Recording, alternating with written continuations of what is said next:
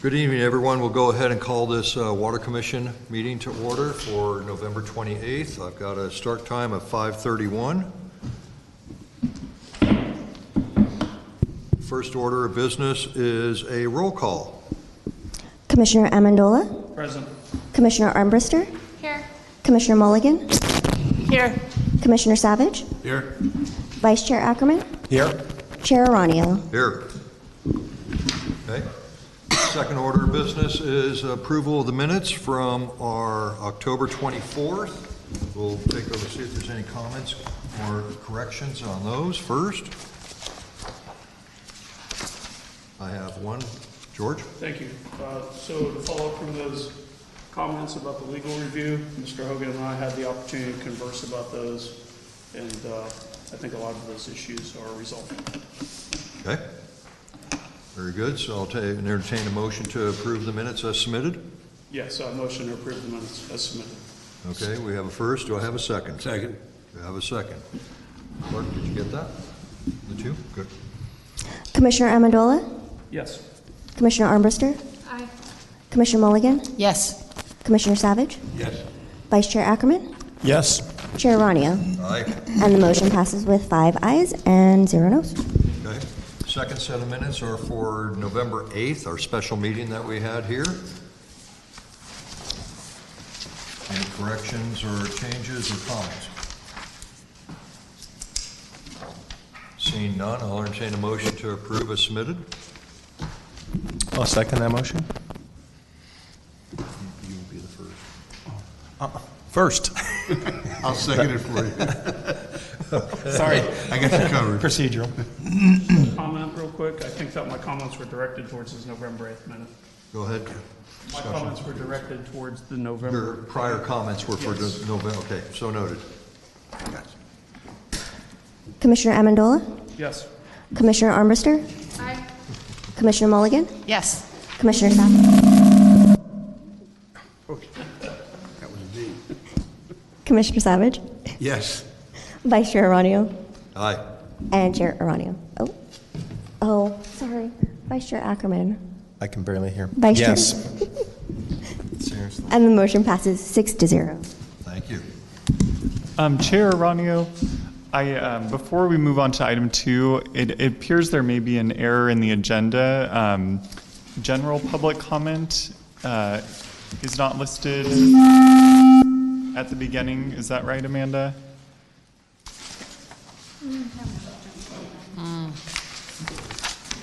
I would suggest, Chair Aranio, that you... Given that it's not on the agenda, Brown Act and all that, can we go ahead and just ask for public comments at this time? We can. We need to provide for it at every regular meeting, so I would call for it at this time. Thank you.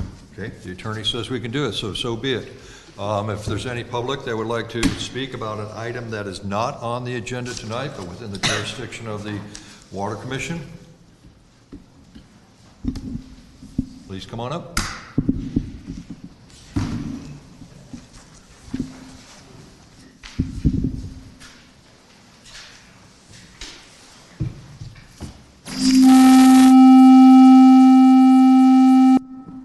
Boy, that is loud.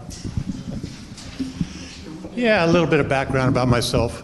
I have a BA in marketing and management. I worked in traffic investigation for over 20 years, did accident investigation, nationally certified as an accident reconstructionist, have had my own businesses, private investigation, currently a current license, and as you've probably heard before, I was driving buses up in Santa Barbara for a while. The Department of Water Resources administers the long-term public water supply contracts to 29 local water agencies for the water service for the State Water Project. This amount of water distributed each year is known as Table A water. The Table A water allocation differs each year, also may change over the course of the year based on a conservative dry hydrology, current storage, and releases to be made through the year to meet State Water Project contractual and regulatory obligations. This allocation may change to reflect the actual and forecast water supply.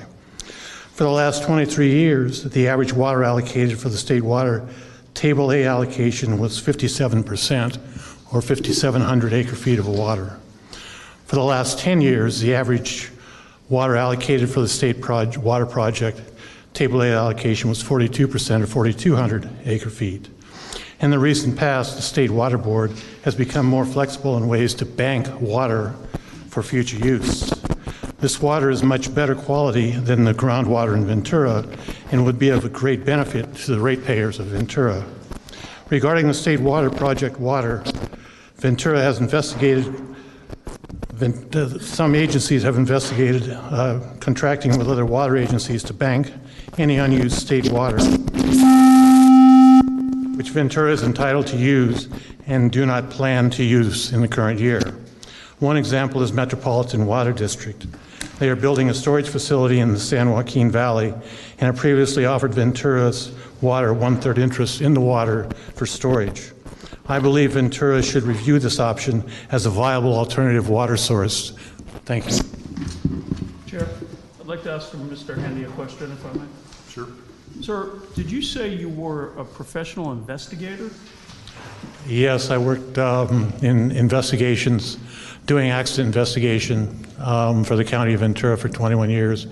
That was reconstructing accidents. I'm also nationally certified as an accident reconstructionist. That's pretty complex investigative work. Yes, Thank you, sir. Appreciate it. thank you. Do we have any other speaker cards? We do not. Okay. Very well. Thank you for your comments. We'll go ahead and move on to item number 2, outreach and conservation update.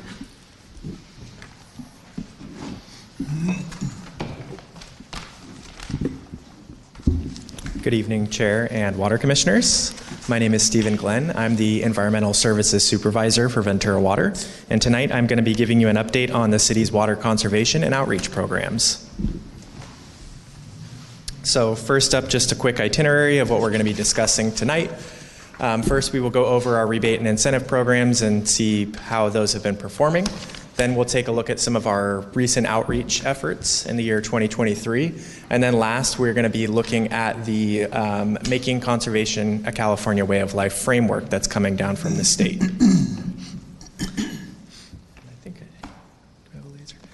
And I added this graph just to show that Ventura residents continue to do an excellent job with water conservation. We've been steadily decreasing, and as you can see, based on this graph, we are well below our 2013 production numbers. So we'll first start off by going over our indoor rebate and incentive program. So first up, we have the high efficiency washing machine rebate program. Under this program, customers can receive a $150 rebate when they replace their existing washing machine with a high efficiency model. And to date, we have given out 532 rebates on this, and this program has been around since 2019. So this program continues to perform pretty well. Next up, we have our high-efficiency toilet rebate program. So it works similar. Customers can receive a $100 rebate when they replace their existing toilet with a qualifying low-flow toilet.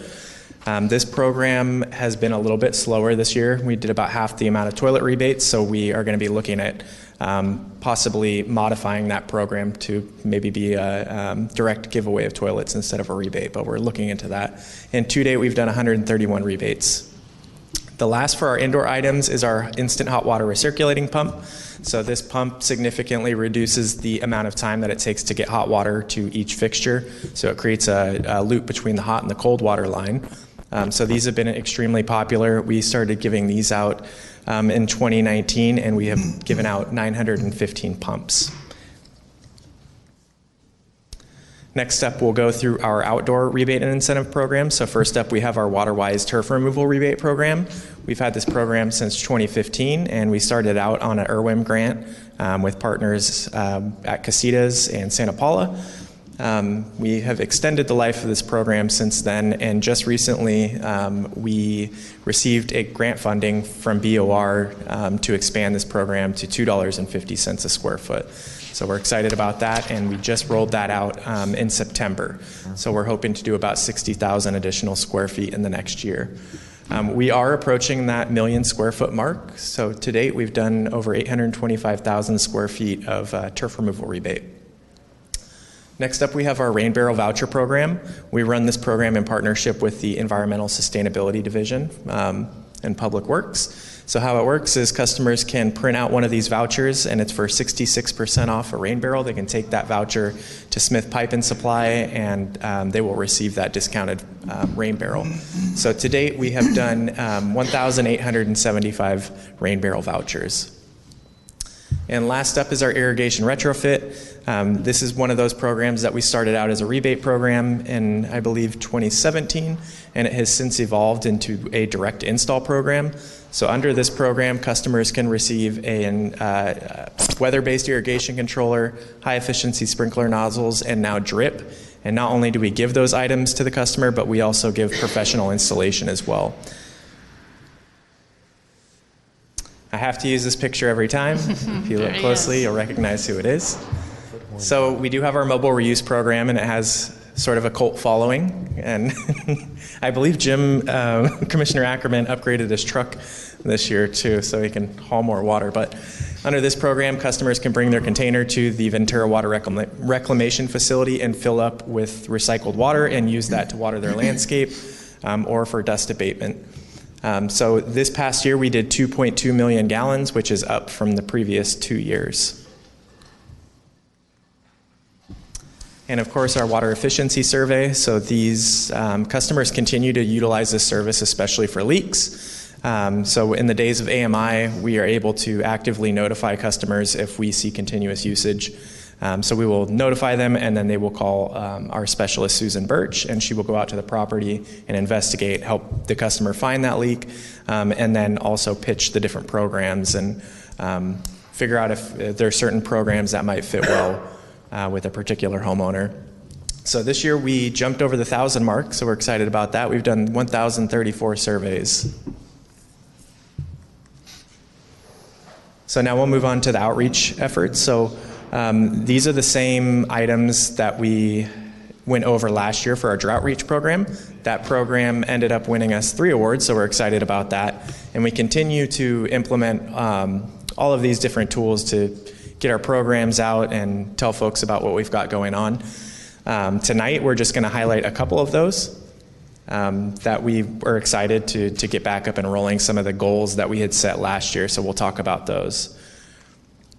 First up, we wanted to show the outreach that we're starting on the lead copper rule revisions. So we've been working with our GIS team, and they've set up this website where customers can go on and report what kind of line they have, and then we also created this kind of how-to video to help customers out. So we'll go ahead and play that.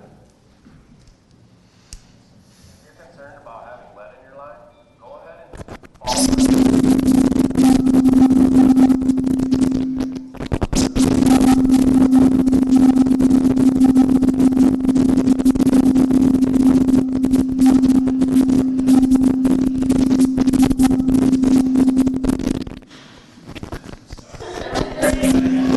That was wonderful. We worked hard on the audio, so. Let's try that. concerned about having lead in your line, go ahead and follow our steps and determine what type of line you have. Today, we're checking some of the services in a neighborhood to determine whether the residents have copper pipes, PVC pipes, or galvanized pipes. And here are some few easy steps to be able to check the service to your house. Step 1, take your screwdriver, open the meter box lid, and move it to the side. Clean out any debris. Step 2, drape the pipe to determine what type of material it is. This pipe right here is copper pipe. That would determine that there is a copper pipe coming from the meter. Step 3 is determining the type of water service line that is going into the house. This connection right here, and this is also copper. So this would be determined to be copper on the customer side of the meter.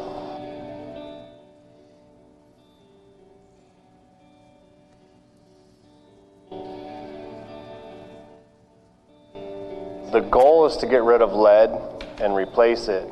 We will come up with how it's going to be replaced and what kind of timeline that it'll take. But this is also part of the inventory that we have to create for the state, is what is on the customer side of the meter. And for the customers out there, if you would like to submit your information, go to venturawater.net. Thank you. Perfect. So we'll have a widget up on our website that will take customers directly to this GIS site where they can input their information.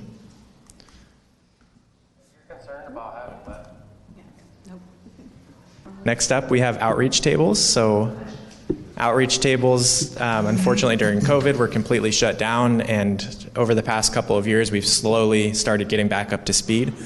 Staff loves to work outreach tables. It gives us a chance to really interface with the public, talk to them about our programs, hand out low flow items and different kind of swag. So we're really excited to be back out in the community and doing outreach events. So this year we've done 20 events so far, and we do have a couple more on the board as well for the rest of the year. So really excited about that. Also, one of the goals that we outlined last year was our want to get back into the schools and start doing outreach with students again. So while we haven't been in the classroom yet, we're still working on getting that up and running. We're excited to have students over at the reclamation facility to do tours. So we did 11 different tour dates last year, and I think we had 340 plus students that actually came to the facility to do tours. Additionally, we have been working with Ventura College in their water science program. So numerous staff has actually been guest speakers through their program. So we're excited to kind of have a hand in that and be able to talk with students in that program. Okay, now we have the fun stuff out of the way, and we'll start looking at the conservation framework. So in 2018, 2 bills were passed. And these bills directed the State Water Board to come up with a water efficiency standards for a long-term conservation framework.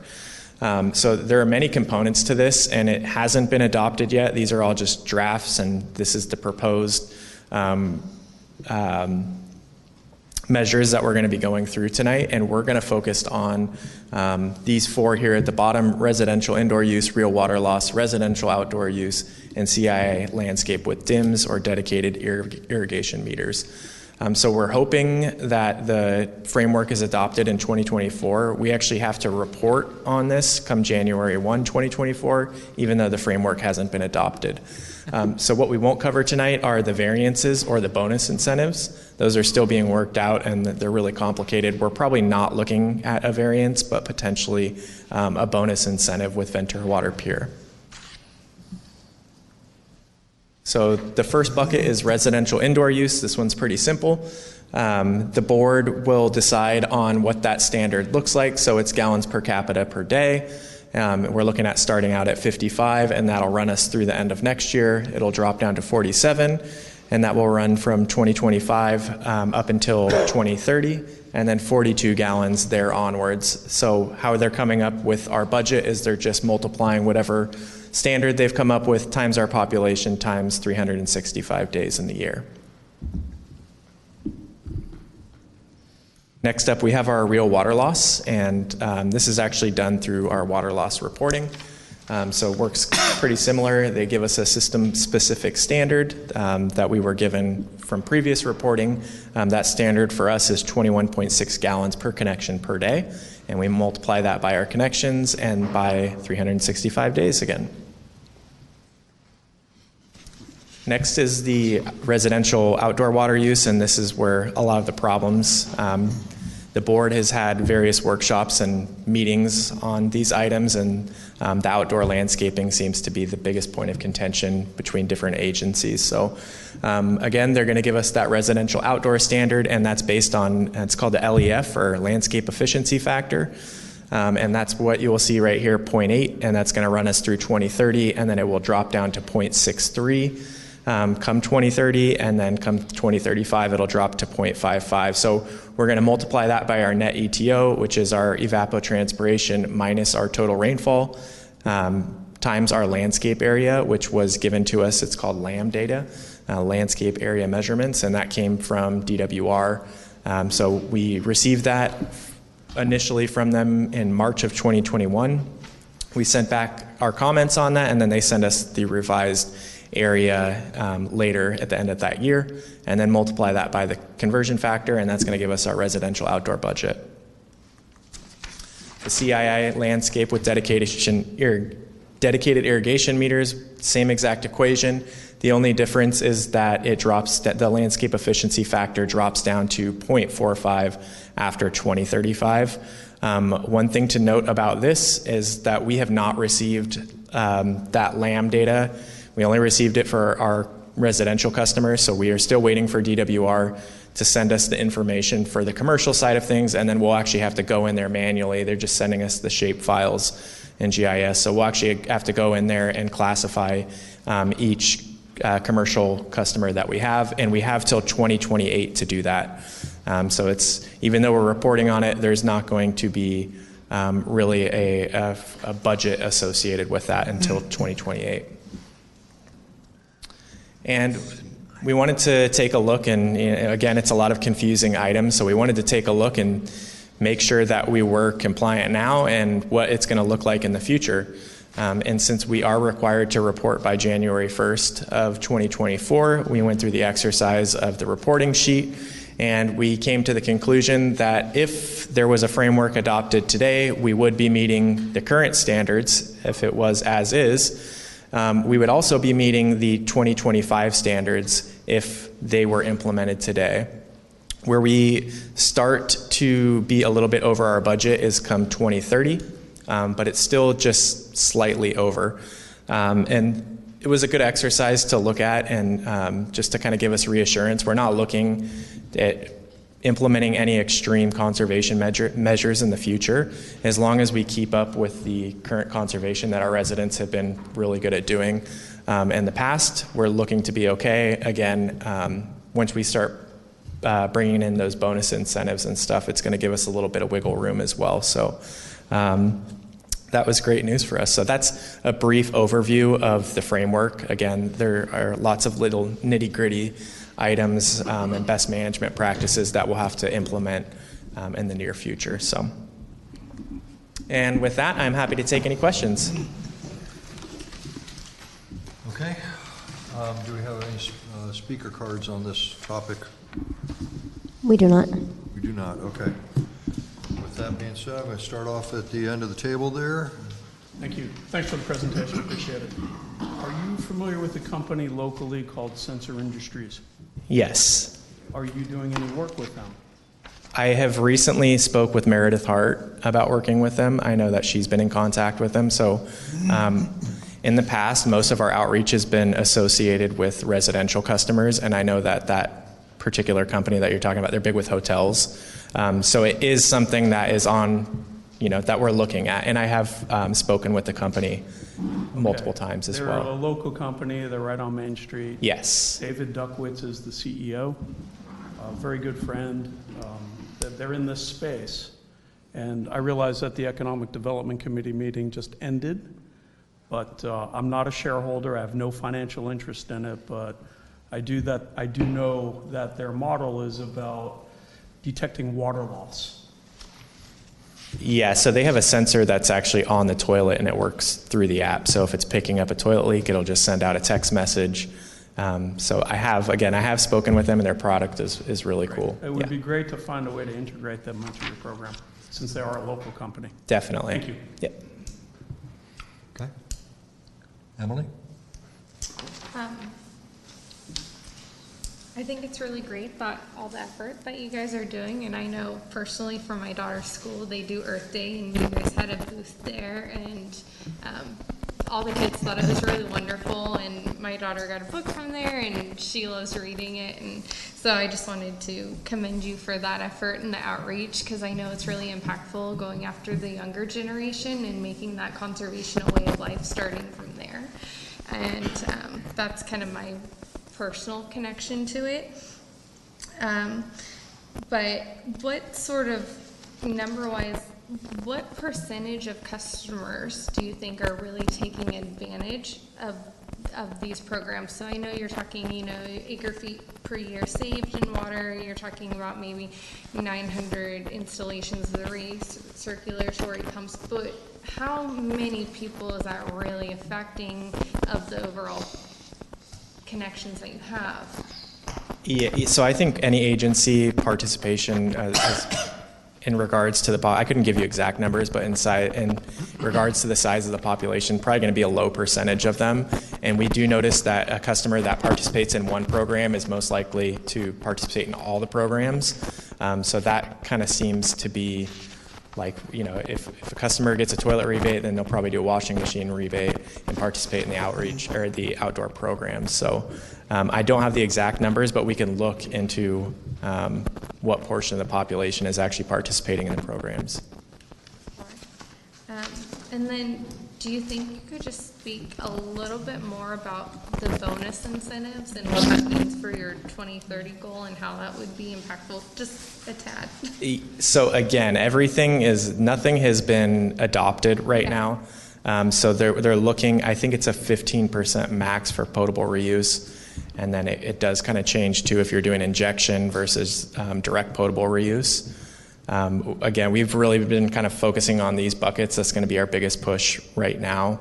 In regards to the variances, a lot of that's like horse stables, agriculture, livestock. So we're not looking at really getting a variance. But yeah, most of the bonus incentives will revolve around potable reuse. Thank you. Yeah. Susan? Thank you. You got one of my questions. The city does a great job on conservation, and I always enjoy hearing what you've been up to and everything that's been saved. And knowing the acre feet per year saved also just feels like it's got some meat to it. A few questions. How do you verify that when you give somebody a rebate that the device or the turf got installed? How does that work? Do you pay them after? Yes. So with the turf removal rebate program, they actually have to apply for the program before they even remove their lawn, send in a site plan with plant lists and all of that, and then our consultant will give them the notice to proceed. They'll have 120 days to complete the project, and then after that, the consultant will actually remeasure the area and verify with pictures that they actually did the project. Mm-hmm. Other items like the toilet program or the washing machine program, we require that they send us a receipt. Beyond that, we're not asking them for pictures of that particular device. With the instant hot water recirculating pump, they actually have to send us a picture of it installed within 45 days. So we do our best to verify that the devices are actually going in and staying in. That's great. Yeah. That's great.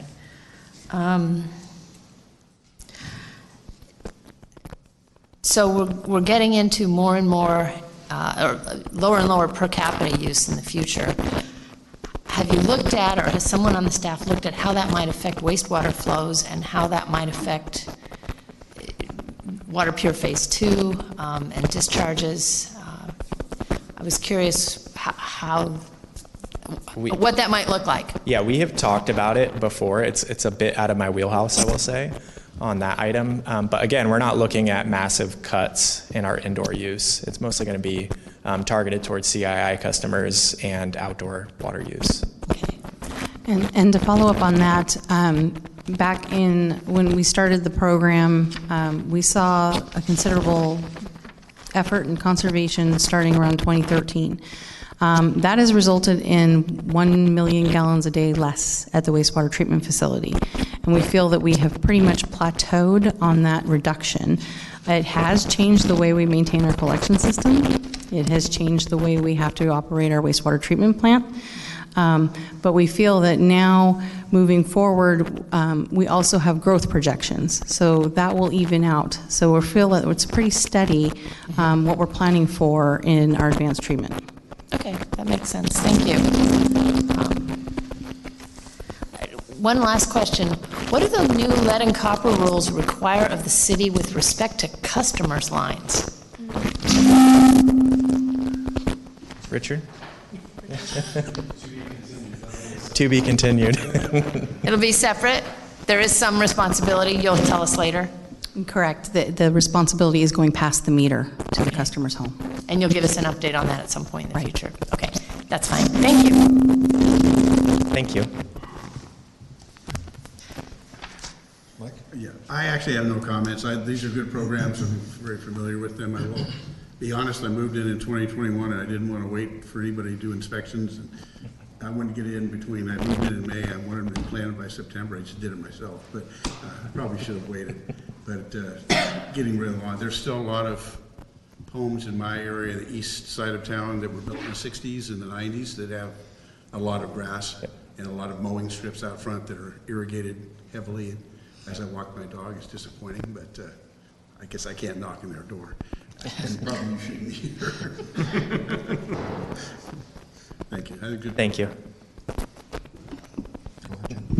As always, a great job, Stephen. Thank you. We've had personal contact with you at one of our rentals, and my wife was very impressed. So, what we would expect, and I think I know the answer to this, the hot water recirculating pump does not work with tankless water heaters. Is that correct? That is correct. Yeah, Yeah, I it has knew to be that, but I traditional. just thought I'd put it out. Yeah. Okay, great projects. Thank you. Thank you. Good evening. Thank you very much for this, and good job on your presentation with Thank it.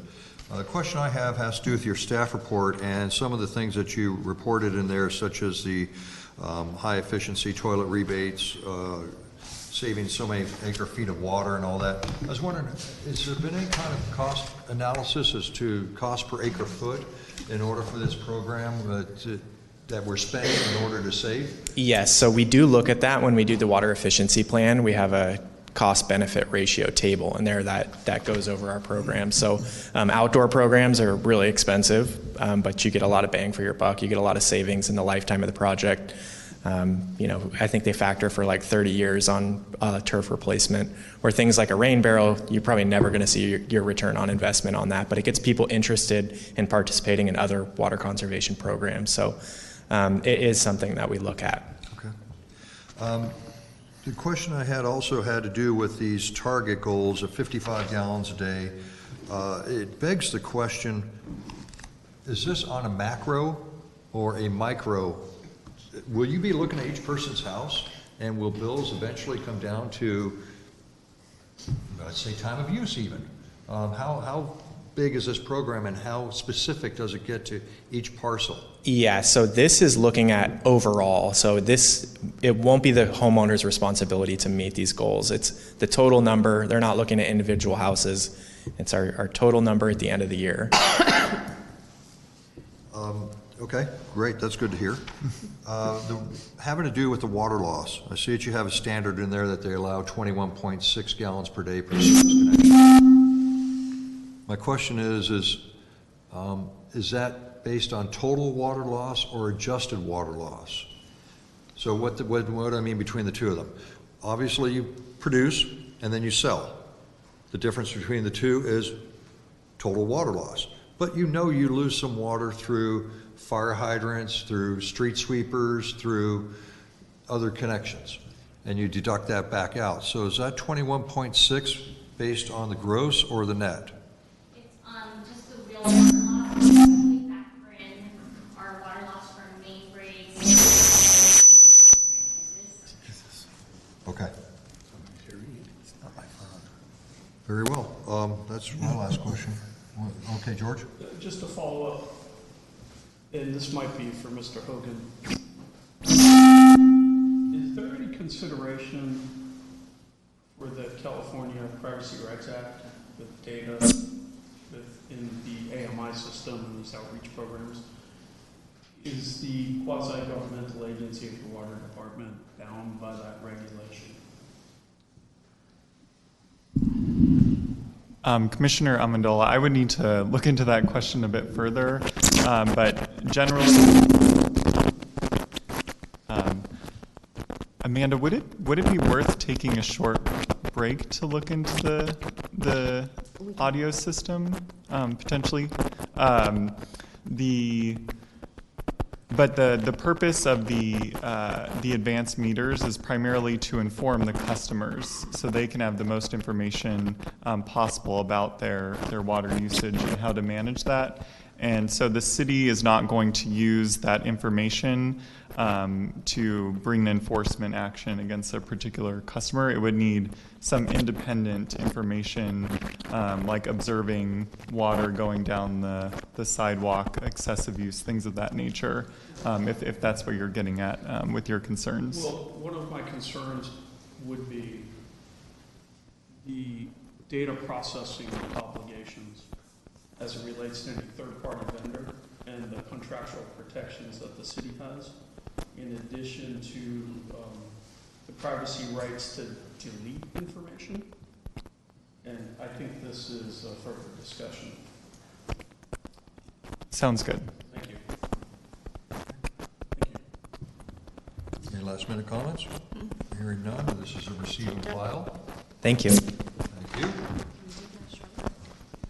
We're going to take a short 5-minute break or 10-minute break, or until someone flags me down and let the technicians figure out about why the PA system's being so temperamental tonight.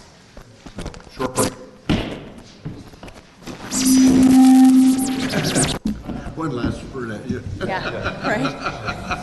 It's like, no. Don't cut me off. Make a motion, I second that. What did you say? Explain that to me. Yeah. You did it as a second. I was asking for it first. Okay. You're asking. I'm seeking for a motion. You're gonna have to learn your Robert's Rules of Order. Yeah, you know. Didn't you belong for attorney? Yeah, I can't make a motion as a chair. No. So I'm seeking a motion from You someone else. can't make a motion as a chair.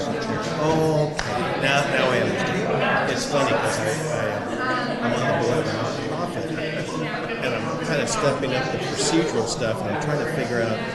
You were just asking for this. Okay. I'm seeking a motion. Oh, okay. I didn't know that you as the chair. Now I'm getting closer to the center of the earth. You know what I mean? Yeah, the chair is not to make a motion, to receive input from everyone else, give all the opportunity. Okay. I never knew that. How long have I been here? But once again, I didn't have you next to me to keep me alive.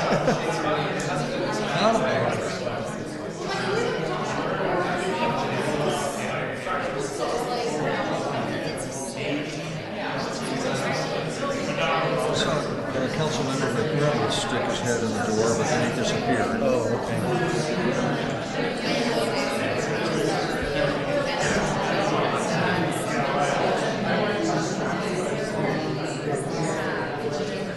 Well, pretty soon they're going to be us and we're going to be them.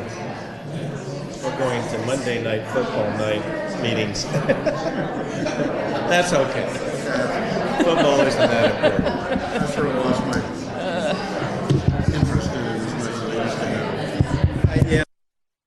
I used to not watch. I was a fireman for 39 years. Rarely did I watch a football game. Yeah. I didn't believe in sitting around in the recliner Yeah. during the daytime to watch football. You know, that was just me. If I was going to be in the recliner, I was probably going to be asleep. So I go, what's the point of sleeping during the day? And then when I retired, I go, and then all.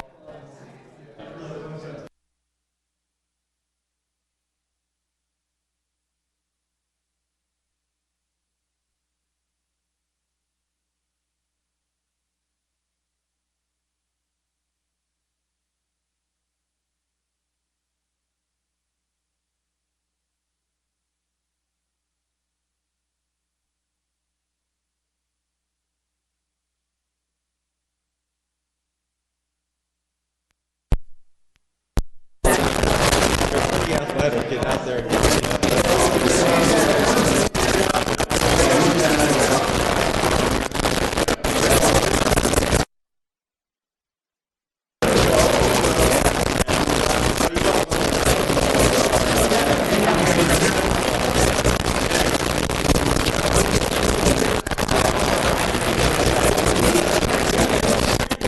my expert looks like 6 shooters.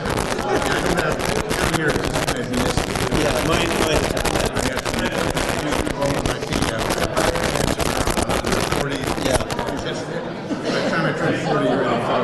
Running wasn't good for me, and I ran my whole life, and I still walk every day.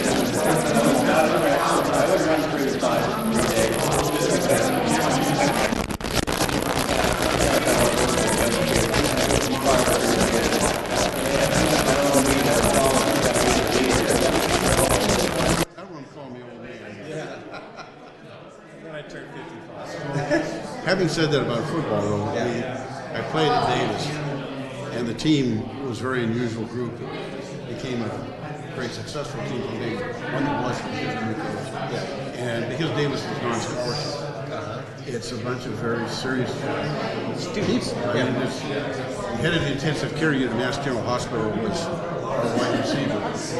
Frank Bellotti, who coached Oregon, was our other tight end. The head of USC's legal for sports was one of our tackles. Really? There's like 2 other cardiologists. So this is high level This stuff. was all, we played for fun. Test. You were in a league, right? Yeah, but you played for fun. Test. You weren't going to get anything out of this as far as... Some people went pro, but not many. But Yeah. we played, in those days, it was like Hayward, Cal State Hayward, and Sac State, Humboldt State, Sonoma State. Sonoma State. That level. Yeah. It was, we had a game that we won Hayward. Scored 16 points in 22 seconds. You got to be kidding me. So, 22 seconds? Touchdown, onside. That's an exciting game, huh? Yeah, well, we had a reunion about every 10 years. Yeah. We just had one the 5th. Oh, no kidding. So did you play tapes of that, or They or have you just some. talk about it? The film ran out from UC Davis. Yeah. Hayward was kind enough to give us the films. Right. So we see the films. It's kind of funny. Actually. Yeah. But it's nice to see these guys. They come back and it's all very professional. Really neat to see people. To see that shirt running right somewhere that says something about the miracle game. Yeah. But it was just, it's one of those things. There's a website for the game. It started and it sort of asked about where you are, what you did. And I went on and said something about what I learned in that from that coach, how to win.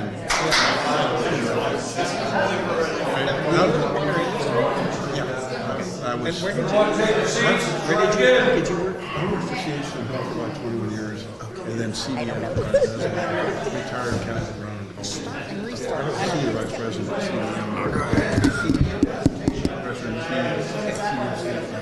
Did that make sense? Thank you. The Thank you commercial for- industrial?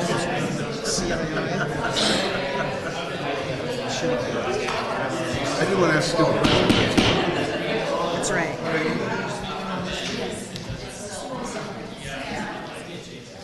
Okay, everyone, we're going to go ahead and call back to order at 6:15. We'll see if the PA system wants to behave. So we're on to item number 3. I'll turn that over to staff in order to talk about the selection process. All right. evening, Commissioners. Yes. Oh, I'm going to have Linda Szymanski speak. I'm sorry. Go for it, Linda. Sorry, I'm Linda Szymanski, the Ventura Water Pure Program Director. There is actually no presentation for this tonight, just a report. So just to give a little bit of history before I get into kind of the meat of what we're doing tonight. Back in 1991, by virtue of City Council, there was an ordinance that was made so that there could be more contributions for public art for the city of Ventura.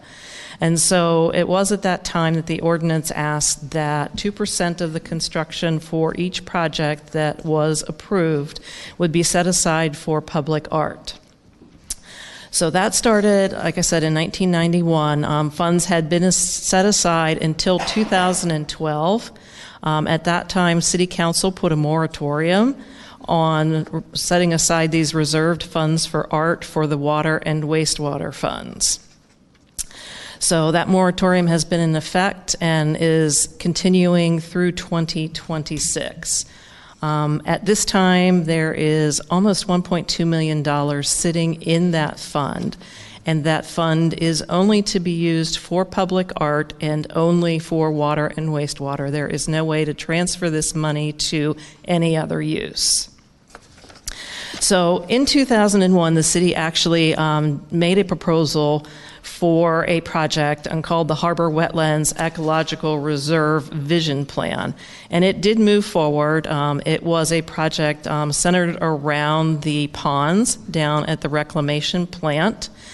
There was some conceptual work that was presented in 2007, and then in 2008, the city was sued, and hence the consent decree was put in place, so the project was put on hold.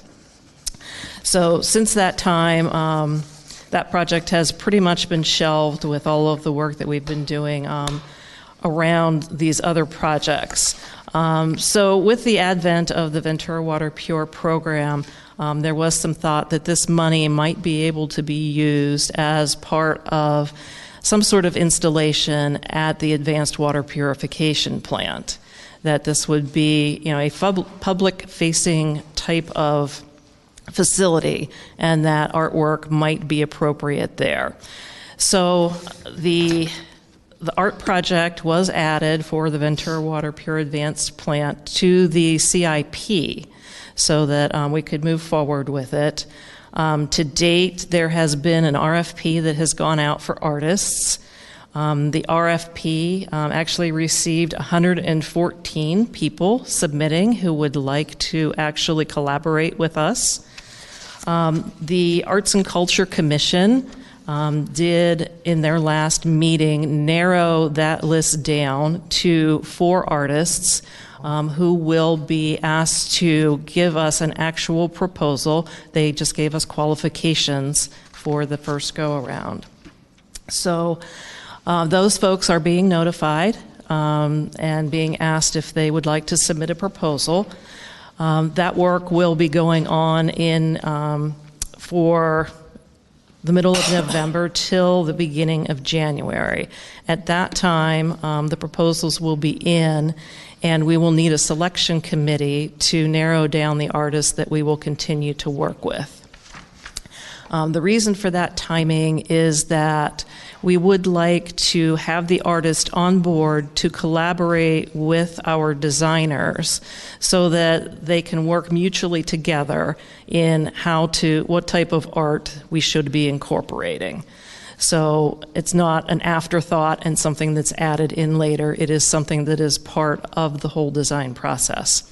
So we are looking for a water commissioner to sit on the selection committee. The committee will also have an Arts and Culture Commission member. It will have a member from Ventura Water, a member from Ventura Water Pure, and then it will also have the designer, a member from the designers group, so that they can assess how, they can understand who the artists are and who they might like to work with as part of the selection.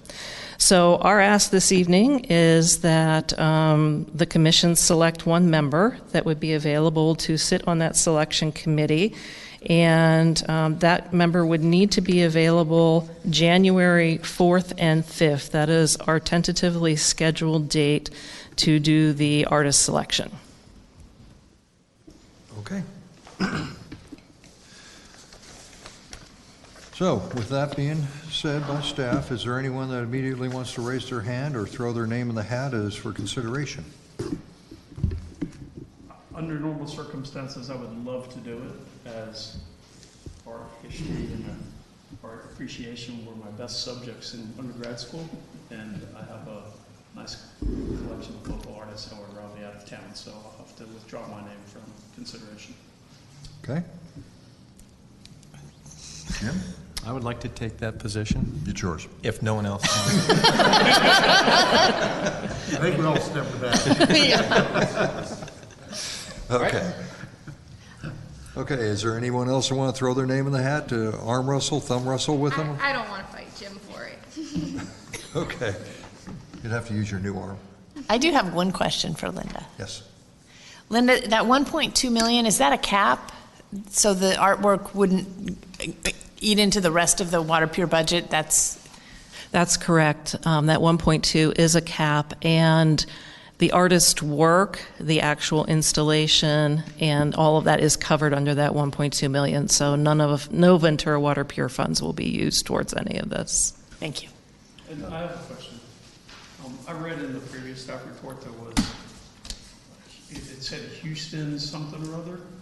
That's correct. And is that the city of Houston? Now, the Contemporary Arts Museum of Houston is actually a subconsultant to Corolla, who are our owner's advisors. This is the type of work that they do on a regular basis, helping public entities like us who are looking for artwork or art to be part of their projects. So they're curators, and this is something that they do all the time. So they are helping us through this process to spend this money. It sounds wonderful, but there's probably oil money behind this. I'm sorry, what was that? Is there oil money behind this? I can't This is answer that wonderful. for you. I don't know. I just want to make sure that we're not convoluting oil money with water. Thank you. Okay. Okay, I'll entertain a motion from someone for Mr. Jim Ackerman to be appointed to the Art Selection Committee on behalf of the Water Commission. So move. Oh, beat you to it. I'll second. Okay. Commissioner Amendola, Yes. Commissioner Armbruster, Aye. Commissioner Mulligan, Yes. Commissioner Savage, Yes. Vice Chair Ackerman, Abstain? Chair Ranio. Aye. And the motion passes with 5 ayes and 1 abstain. Okay, thank you, Jim. Yes, sir. Okay, for the real meat and potatoes of this meeting tonight, we're on to item number 4. All right. Again, Linda Szymanski, Ventura Water Pure Program Director. And this evening, we're here for an update from our last meeting. So our agenda for this evening, we're going to go over some legal considerations first, and then we'll move on to talk about the impacts on funding from the increased costs for Ventura Water Pure and the membrane bioreactor project. First, we'll look at alternatives that were studied before when we were looking at picking Ventura Water Pure. Then we'll go over potential rate impacts from the increased costs. We'll talk about what we have going on and what our next steps are. And then we'll open the floor for questions and discussions. So Mr. Hogan is actually going to give the legal considerations portion of this.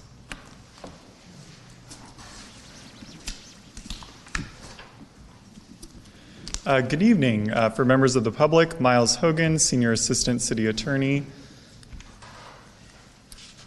So first I'm going to start off with a few slides on legal considerations. This is in response to a few questions from the Commission at the last regular meeting. And yes, I forgot the other thing I was going to say, but I'll just dive right in. So the first question, I remember. It was it's at the very end of the staff report is where you find this information, but we decided to get it out of the way at the beginning of the PowerPoint. So the first question is responding to what requirements are found in the consent decree and what requirements are found in the city's National Pollutant Discharge Elimination System permit, or NPDES permit. And that's the permit that regulates the city's discharge at the Ventura Water Reclamation Facility.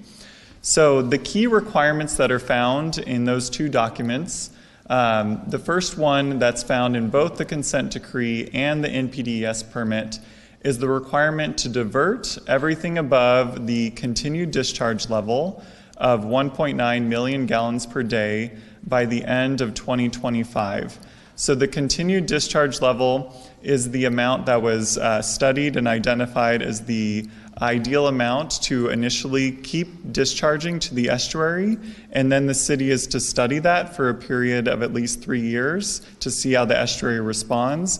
And then we would move on to the final discharge level of between 0 and 0.5 MGD, depending on the results of those 3 years of study. So that is the CDL, or the continued discharge level. And that requirement is found in the consent decree and has also been wrapped into the city's NPDES permit. The city will initially achieve this requirement through construction of the outfall and outfall pump station. The city will be able to divert that water through the outfall by the end of 2025 and maintain that requirement to divert by the end of 2025 in the consent decree and the NPDES permit. The next requirement is to then use that diverted water and beneficially reuse it. So that will be achieved. The current plan is to achieve that with the construction of an advanced water purification facility and then groundwater wells to inject the purified water into a local groundwater basin. That's going to take some additional time and will be achieved by the end of 2027. And that was negotiated with Wishtoyah and Gila Bay, and the city reached an MOU with them this summer about that updated schedule, and they find that revised schedule acceptable, as do all the regulatory agencies. So that has been an adjustment from the original of doing everything by 2025. We now have a little bit more time to beneficially reuse that water. And I just want to clarify that even though we are allowed to initially discharge the water out the outfall, that can't be a long-term solution. We are eventually required to put it to beneficial reuse, something like potable reuse and the other alternatives that Ms. Szymanski is going to go over. And then there's one additional requirement found in the consent decree that the remaining discharge to the estuary must meet a nitrate limit of 4 milligrams per liter. So the continued discharge level, we will continue to discharge some amount of water to the estuary, and Wishtoyah and Gila Bay wanted to make sure that that water was of a higher standard than the current discharge.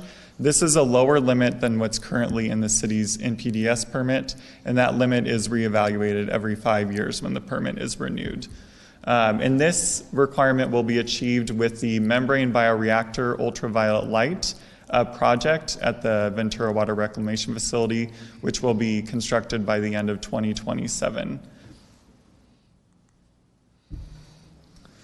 I also have received some questions about financial infeasibility provisions in the consent decree. So there is a provision in there referred to as the net investment cap. That was the amount that's identified is $55 million. There's some escalation provisions in the consent decree on how you would go about calculating it if the city wanted to exercise this provision in the consent decree. But I do want to clarify a few points. This is really what's known as a meet and confer provision. So if the city wants to explore financial infeasibility due to the increased cost estimates of the project, it starts off a meet and confer process with Wishtoyah and Gila Bay. So we would reopen negotiations with them. However, it does not limit or eliminate the city's obligation to implement a diversion infrastructure project. That's the key point I want to highlight. It gets us back to the table with them, but we still need to implement a diversion infrastructure project that meets the requirements of the consent decree.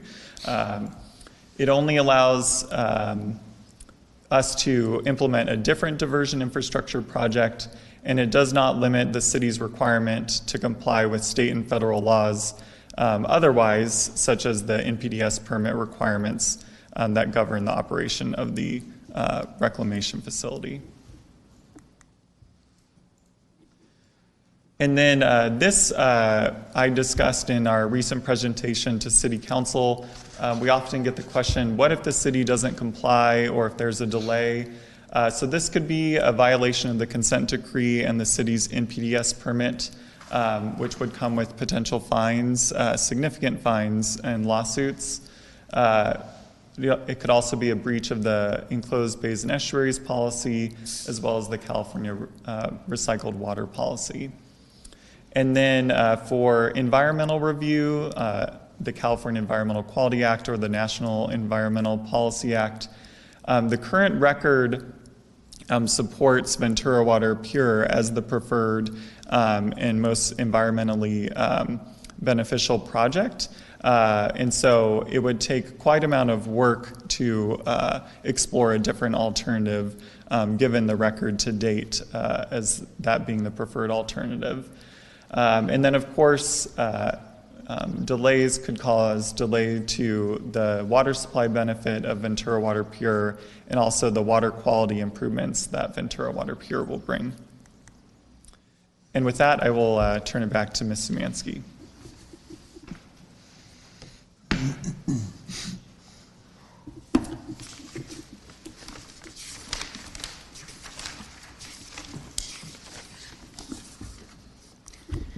Okay, so just to do a brief update from the last meeting, a few reminders of where we were and where we left off. So we did update the construction cost estimates for fiscal year 2025. And as we had noted, we were able to update the cost with bid prices that we actually received on the outfall, both the onshore and the offshore projects. We're now in design and do have some cost estimates from our consultants, so we updated with those for those projects, which is the outfall pump station, the equalization that we need, and the MBR UV project. And then finally, because we were seeing a lot of increased cost, we actually had our owner's advisor, Carollo, go back and update the AWPF and the AWPF costs by actually going back and visiting vendors and getting updated prices for us. And we updated our pipeline and well costs based on some recent public works projects. So as we noted, the bids that we received were about 35% higher than what our estimates were. And we actually, in updating all of our cost, included a 6% escalation rather than a 4% to reflect the inflation that we've been seeing that I showed you the chart on the last time. So this slide is a summary of basically the costs, the prior costs that we had. They're actually the costs that were used in the WIFI alone, and the current cost based on our updates. And then I've included a column is basically a summary of all of the graphs. If you'll remember from the presentation last time, we had a graph for each of the components. This is just a summary of all of those. So the bottom line, as you'll remember, the WIFIA costs were $374 million. Our current cost estimates are showing a project cost of almost $557 million. So I want to turn now to alternatives. And as a reminder, as we're looking at alternatives, there are some requirements that we have. And as Mr. Hogan noted, we do have regulations for estuary diversion and for beneficial reuse, which is the 50% reclamation use that's shown here. We also do have requirements on improving water quality, and then we also have the need for water supply, and I'll go into those two a little bit more. On the bottom, I actually included the timeline. This is from the memorandum of agreement that we have with Wish-Toyo and Heal the Bay at the moment, that we will divert discharge from the estuary by 2025 and implement beneficial reuse by 2027. So I wanted to show this graph on local water supplies. I think it it shows the reason why water supply is a large component of this. I will say that this is kind of the worst case. So this is worst case drought scenario. It does show, it does have us in the highest stages, stage 5. For reductions. It does include the allocation reductions that are planned for the Oxnard Basin.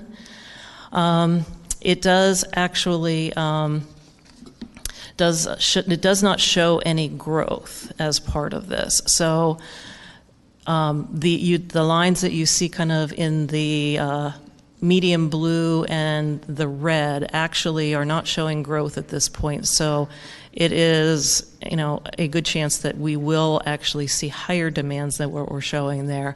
But what this really shows us is if we are to enter another drought, and, similar to what we have just seen, that by 2030, we actually will need additional water supplies. And right now, those are planned from Ventura Water Pure. On the water quality standpoint, I think many folks here know that we have hard water.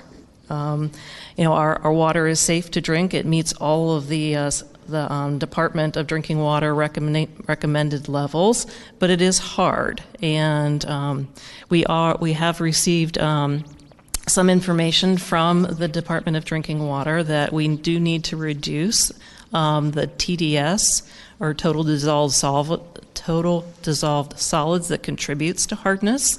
So having the pure water actually helps in a dilution factor. And back in May, for those of you who were on Water Commission there, we did do a little bit on blending and the improvements that we would see with Ventura Pure Water with the addition to groundwater.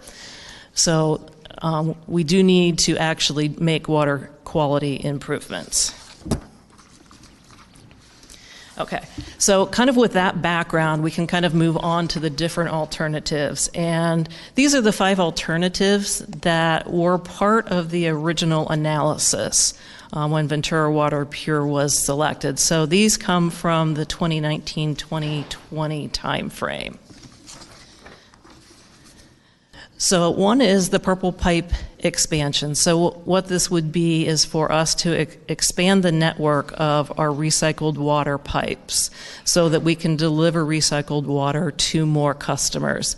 This is actually a figure, this is an older figure that we pulled from one of the earlier studies that was done on this, but it shows where we are, where we have the reclamation water going now, and then some of the potential expansion that we could do. So desalination was also one of the items that was on the list. Probably many folks are familiar with this, but this would require an intake from the ocean. It would go through a pretreatment through reverse osmosis to create the potable drinking water, and then the concentrate, similar to what will happen with AWPF, will go back to the ocean. One of the other alternatives was taking water to the United Water Conservation spreading grounds. And so you can see a map here of all the pipelines that would actually be needed to make this happen. As you can see, that we would need new pipeline all the way up to the spreading grounds itself.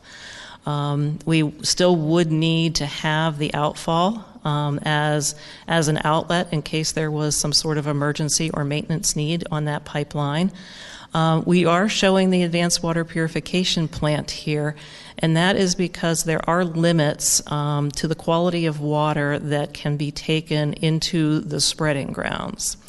And currently our recycled water does not meet those. And without the advanced water purification plant, we would be dependent on blending our current recycled water with water from the Santa Clara River. And that is not a steady source of supply that we could use to blend to meet the water quality to be able to take the water to the spreading grounds. So we believe to have a consistent operation to be able to get rid of that water, we would need to build the advanced water purification plant. So that's why it is shown on this slide. The other point that I wanted to make on this one is that we would be taking water and spreading it in the United Conservation District area. We would be then doing a hopefully one-to-one exchange for the water that's being injected, but it's not solving our water quality problems. And so the TDS reduction that we need to do would have to be accomplished by actually adding probably groundwater desalting.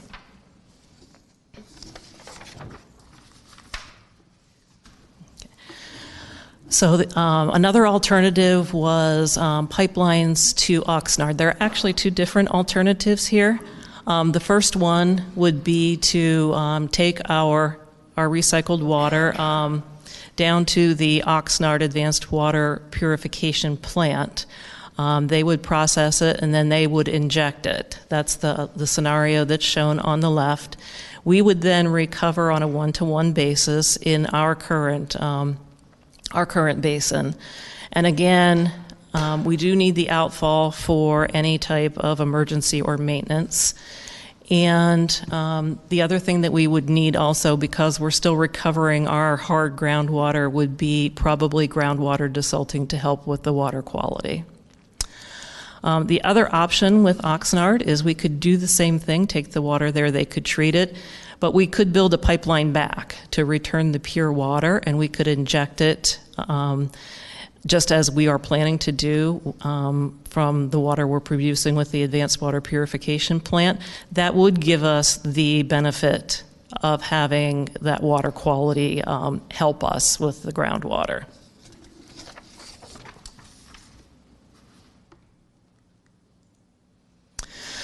So we updated this chart. This is actually from, I believe it's 2020. There were a lot of, all the different alternatives that we just went over are shown on this chart compared to the various regulations. We've also added one at the bottom that meets timeline. And it meets the 2027 deadline that is now part of our memorandum of agreement with Wish Toyo and Heal the Bay. So as you can see, desalination and purple pipe are not going to meet our diversion requirements nor our beneficial reuse. The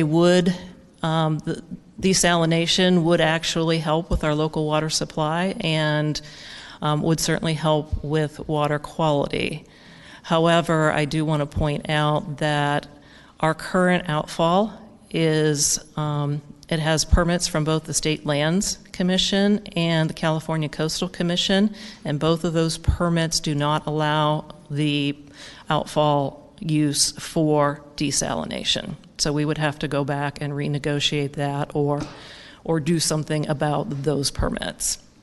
So as you can see for purple pipe, it really is not meeting any of the requirements that we have. As you look across, really the one that is probably the most suitable and probably the closest to the project that we are working on right now with the Advanced Water Purification Plant is to take the water to Oxnard and to bring the water back and inject it here. We've said that it actually does meet all of the requirements that we have. The only one that it's not going to meet is the timeline.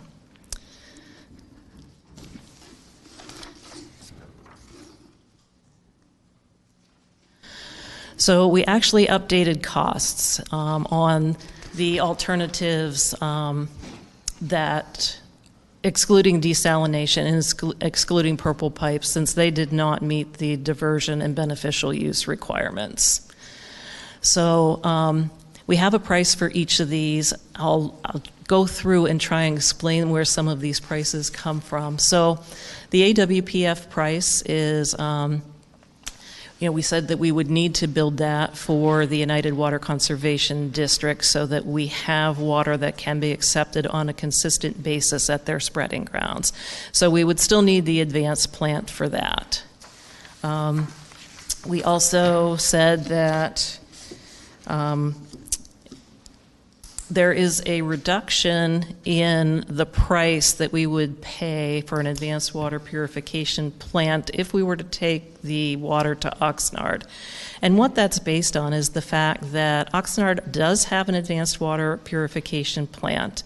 When we put these numbers together, we assumed that we would be able to expand their plant. We might need to add an additional couple buildings, and we would need to add the membranes, both the microfiltration, and the reverse osmosis membranes. So that's why that number is less, because they have an existing plant, but we would still need to upgrade it because they have plans for their capacity already. They don't have excess capacity waiting for us. We would have to provide that. The pipeline costs, so those pipeline costs are basically associated with the length of pipe to get to the various areas. The United Water Conservation District is the pipe to the spreading grounds. The one for Oxnard No Return is just to get the recycled water down there. The one for returning the pure water is a pipeline down there and a pipeline back. And you'll notice that it's not double. We gave ourselves a little bit of credit for already doing a project and having a pipe, so it's not quite double the price for that pipeline. That's why those are different. So for the injection wells, of course, we wouldn't need to build anything at United because they already have the spreading grounds. For Oxnard, in speaking with them, we understand that they would also need to build injection wells. We would have to build injection wells for them to be able to handle the water that we are setting for them. They're currently working on their pilot ASR, and they are planning 6 more injection wells, but that is for their own production. So there is no capacity waiting for us.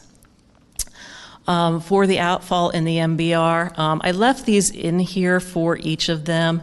As you'll kind of remember, these are projects that are kind of outside of the Ventura Water Pure and the differences. The outfall we need to build to help to reach diversion, and no matter what alternative we were to go with, we still need to have that emergency or maintenance outlet for water to the ocean. For the MBR, we're solving for a different problem here. That is the project that was selected over rehabbing what is currently there, and it also provides us, as Mr. Hogan noted, the extra nutrient removals that we need to comply with the consent decree. I left them in here because I wanted to get to the total cost. So that it looked the same as what you're seeing on previous slides. But as you can see, the Ventura Water Pure project, when you look at the costs, still is the less expensive, but competitive with several of the others. I will say, though, for the United Water Conservation District and for the Oxnard No Return, we talked about potentially needing groundwater desalting for water quality. Those numbers are not added in to this total. So those projects actually would be more expensive.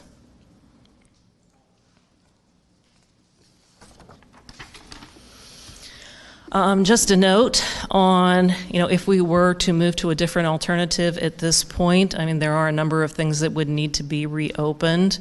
We would need to reopen the environmental impact report. We would need to work with the regional board and the State Water Resources Control Board and several other agencies on permits. And then we would actually need to start with a preliminary and final design. We figure that time frame is probably anywhere from 2 to 5 years. So it does put us beyond what we have in the consent decree at this point.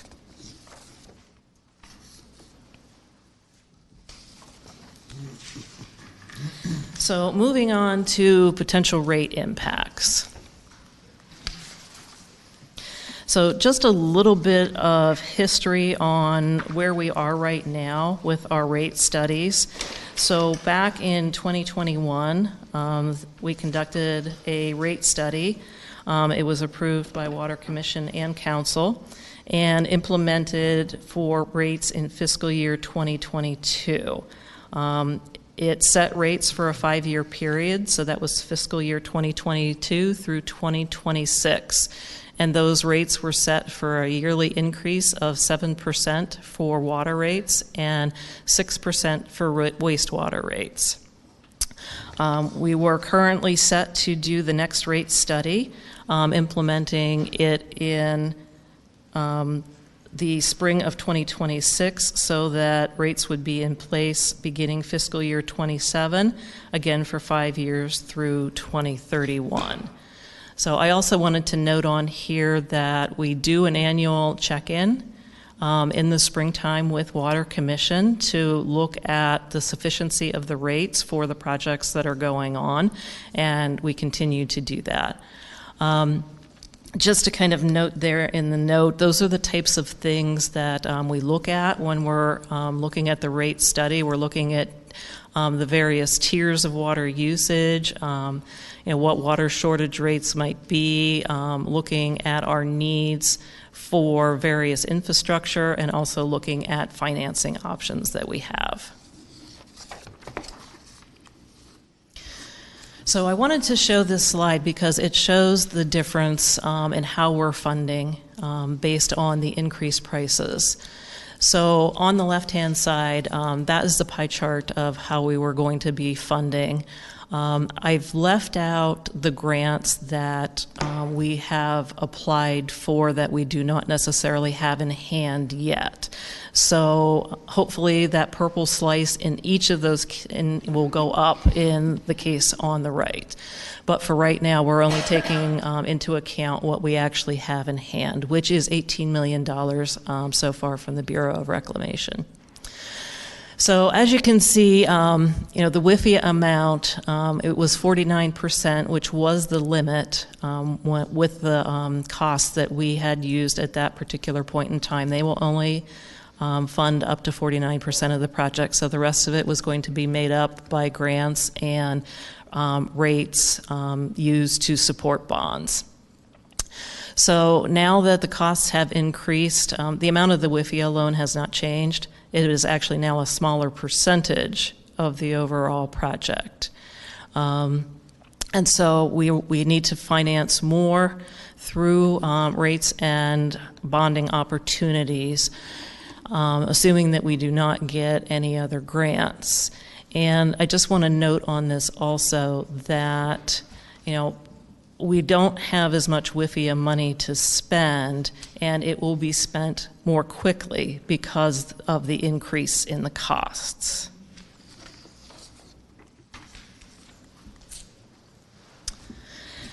So we've worked with our rate consultants to take a look at a number of different scenarios. So what we have in the next set of slides are actually 5 different scenarios. One is the information from the current rate study with the rates that were approved in this 5-year cycle. We have the rates that were given when we gave our update on the WIFIA loan. So those are in there. Those are kind of the givens. And then we ran 3 scenarios against those. So the first one is basically taking our WIFIA loan and using all of the flexibility that we can get from it. And that includes actually capitalizing interest to defer outlay, and then also deferring repayment of the WIFIA loan till 5 years after substantial completion. And we needed to take advantage of both of those to get to the costs that you're seeing. If we had not taken advantage of those, the rate increases that you're seeing on the next slides would have been higher. I also wanted to note that in our current rate study, the various projects are divided up cost-wise to either the wastewater fund or the water fund, depending on the benefit to each of them. In our current rate study, the cost for the advanced water purification plant are divided 50-50 between the water and the wastewater plant. So for scenario 2, we took scenario 1 and we said, the advanced water purification plant is going to provide 80% of what comes to it as potable water and 20% going out as brine. So we wanted to relook at the allocation and what impact that might have on rates. And so that's scenario 2. Again, it incorporates all of the information from scenario 1. The only thing it does is changes the allocation of the funds between water and wastewater. In scenario 3, we actually took scenario 1, again with all of the WIFIA levers that we could use, and we put in $87 million of grant money, just to see what that might look like. That would be a best case scenario based on applying and getting money from the Bureau of Reclamation large scale recycling grant program, or any other programs that we can find that will provide grant money to us.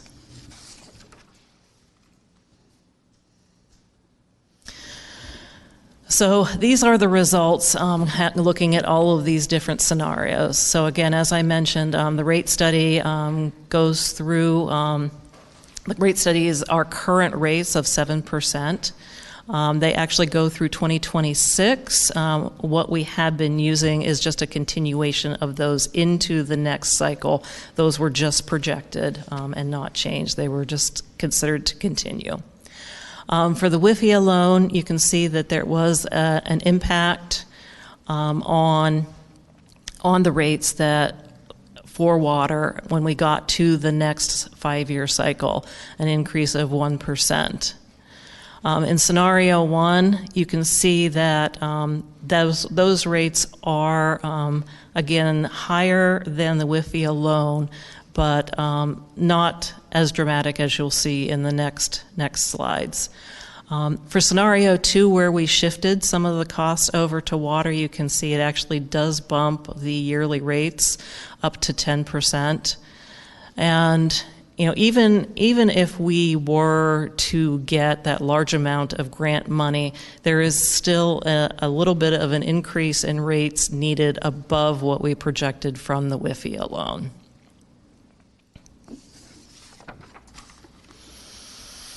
So this is the one that's a little bit tougher to take. These are the wastewater rates. Again, we have been projecting 6% as part of the 6% in the current rate study, and projecting 6% into the next cycle. For the WIFIA loan, with those costs, we were showing that we did need a one-time bump in 2027. That's really to cover the debt ratio and make sure that we have enough cash on hand. And then after that, we leveled off at about 9%. So in scenario 1, with the increased costs, we are looking at a significant increase in rates in the years 2027 and 2028. Due to the fact that 50% of the increased costs are going towards wastewater and also increased cost for MBR. So once we get through those 2 years, then we're able to kind of level out and come back down to a rate that was slightly less than what was shown for the WIFIA loan. Scenario 2, that was, of course, shifting money over to water, and you saw that it increased the water rates to double digits. And it didn't necessarily provide us as much help as we had hoped in 27 and 28. It's still steep increases for rates in those 2 years. Scenario 3, again, is, if we're lucky enough to get grant funding, it does help, but we are still looking at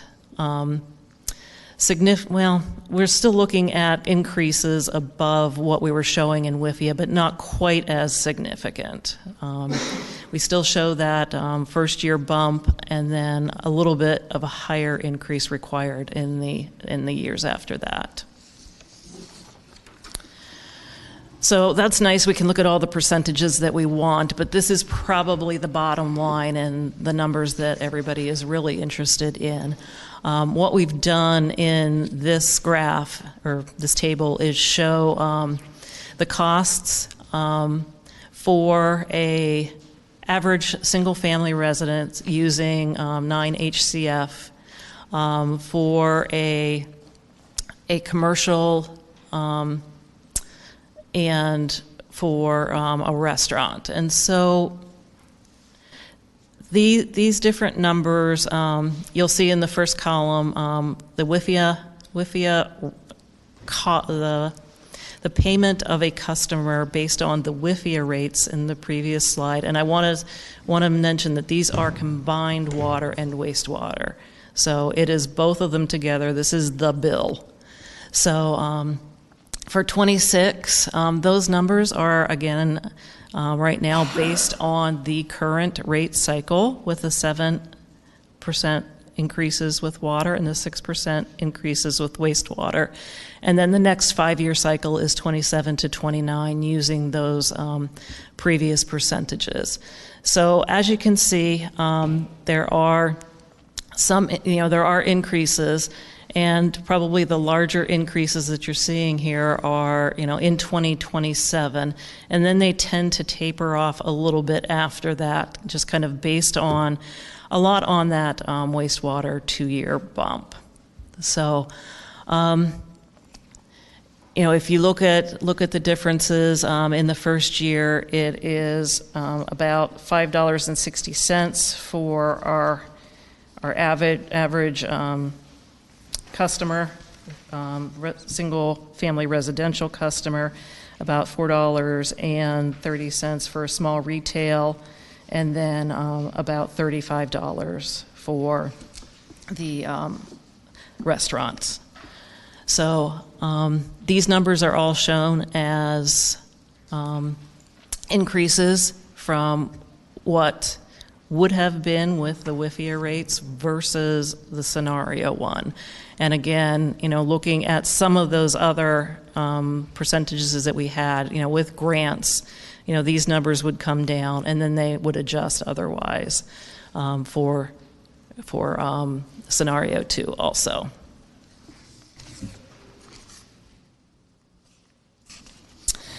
So next steps.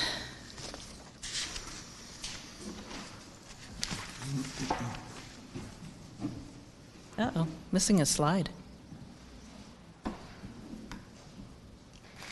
Do you all have a ongoing work in your... I have an ongoing work of mine. Okay, well, there's not one up there, so I'm just going to read to you. So we did apply for the large-scale grant funding opportunity. I believe we applied for $83 million. This would be for us a multi-cycle application, so this is just the first cycle. So that went in on the 21st. We actually expect to hear something in the February timeframe. We do know there's a lot of competition out there for this. There are a lot of large projects that are looking for grant funding also, but we still remain hopeful. As part of that grant application, we also need to do something called a feasibility study.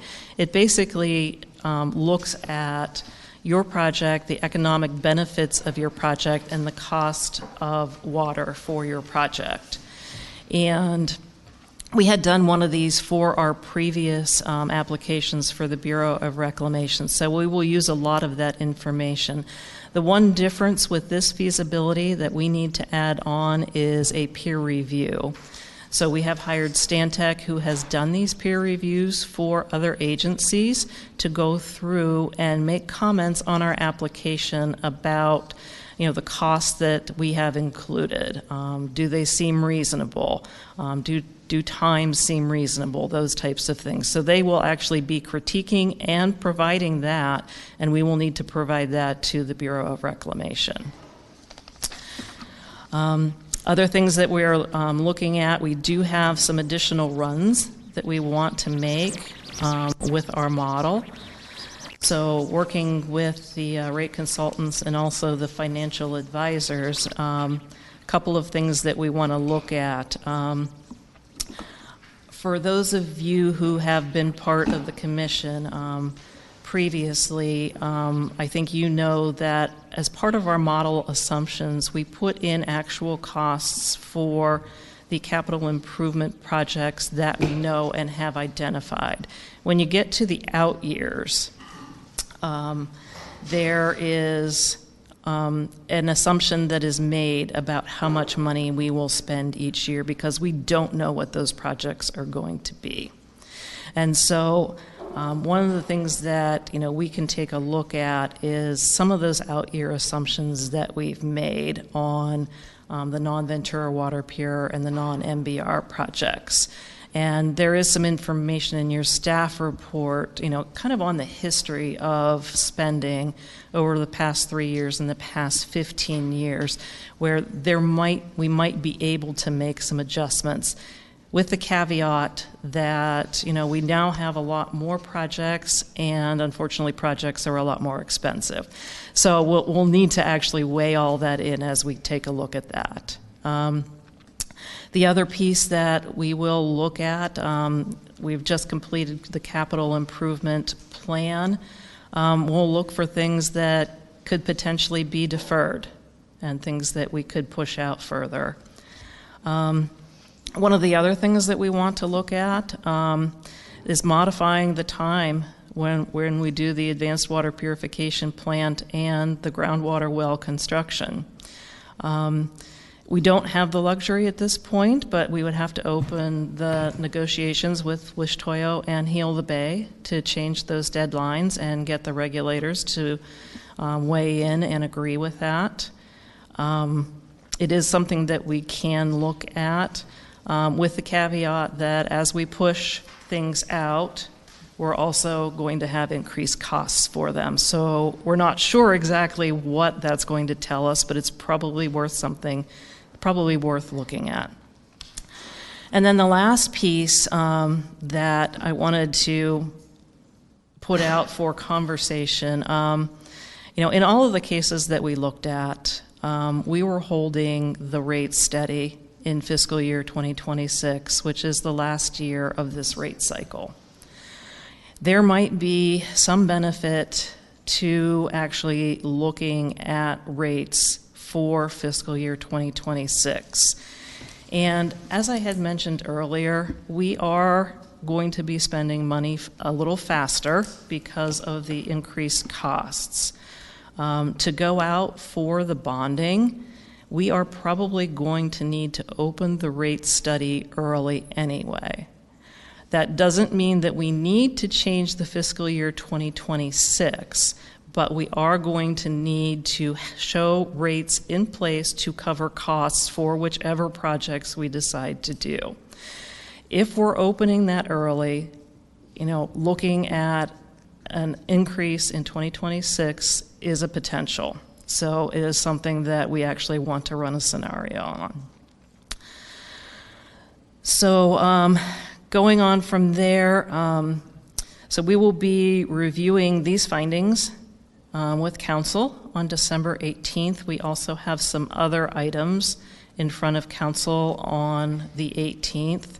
Some of them are just renewals with extensions of time for contracts, but the large one will be the Advanced Water Purification Design contract. And the reason that it is going at this particular point in time from a schedule standpoint to be able to make 2027, we are bumping up against a time limit to get them on board and get the advanced plant constructed in time. So we're going to continue to work on the rate model. I wanted to point out that we are putting in all of the Ventura Water Pure information that we have. We're just finishing the CIP for all of the non-Ventura Water Pure projects. And so we need to add those in. We've kind of gotten off kilter in how we're doing our updates. And unfortunately, Ventura Water Pure has kind of been in the fall, and then you see the other CIP information as part of the rate check-in in the spring. So we do need to add that information in also so that we can see the whole picture and come back to you with some recommendations. So we're going to continue to work on these things, and we will be back with some more information for you in the new year. And with that, our recommendation was to receive a report and a presentation. So we're happy to entertain discussion and questions. And I just wanted to, at this point, say thank you to many folks in the room here who helped with a lot of information that's in this report and this presentation. And then also let you know that Kevin Kostiak from Raftellus, our rate consultant, is here in case you have like really intricate questions that I can't answer about the rate model. So with that, I'll turn it back over to you. Okay. Thank you very much. So do we have a speaker card on this item from? We have two public speakers. We have Bert Handy and Bob Aviani. Okay. Bert?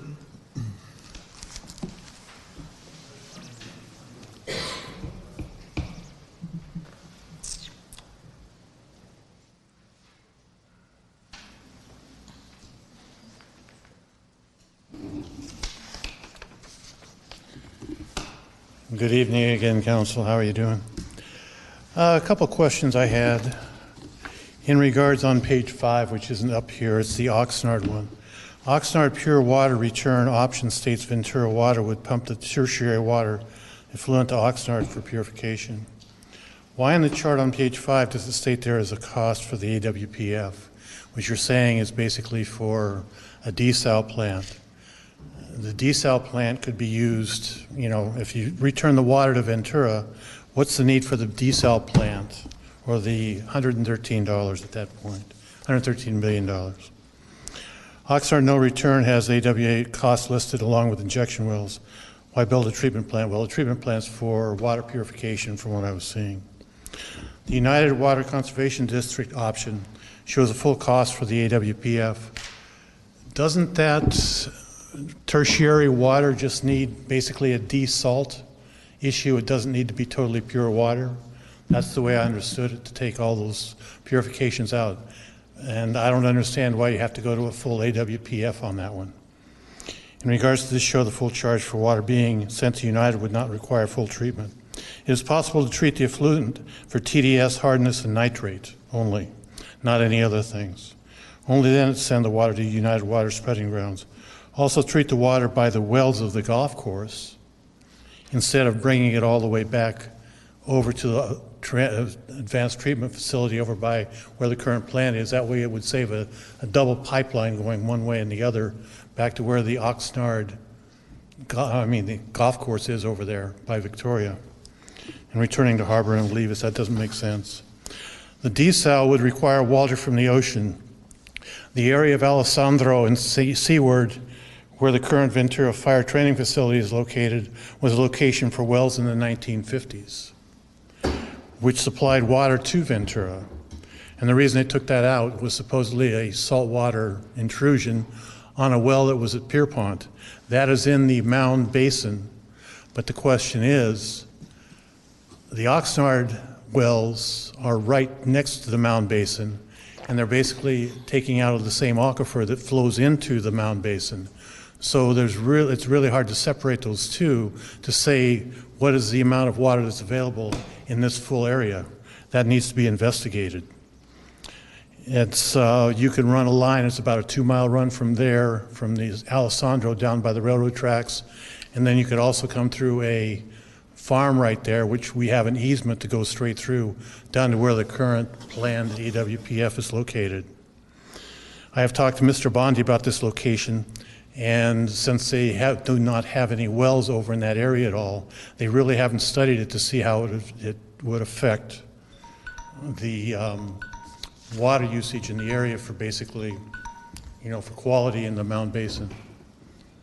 Am I stopped right now? Yeah, fortunately, it's just okay. 3 minutes. Thank you. I have a question for Mr. Handy. Yes.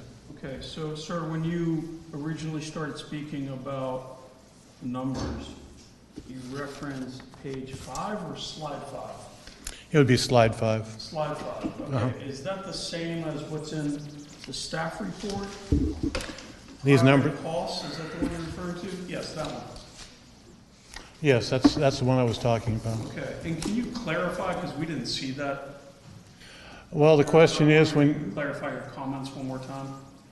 when you're talking about the pure water return, why would we need an advanced water treatment facility there if it's coming back and we're going to use injection wells at $116 million? That does not make sense to me. The injection wells, I understand. The outfall, I understand. And the land is there. But the question is, what do you really need the land for if you're not really going to be doing anything but moving the water down to Oxnard and then bringing it back? So that should be 116, probably, what, 620 instead of that. It's going to be about $500 million, $78 million savings off the, or $56 million savings off the system that they look with pure water. And the United Water area right there, that's AWPF. I don't believe that is an accurate figure if you're only doing partial treatment. And the injection wells, you don't need the outfall, so that's going to reduce that one down also, below the 556 also. So I believe those two wells, those two areas should be checked out. Thank you.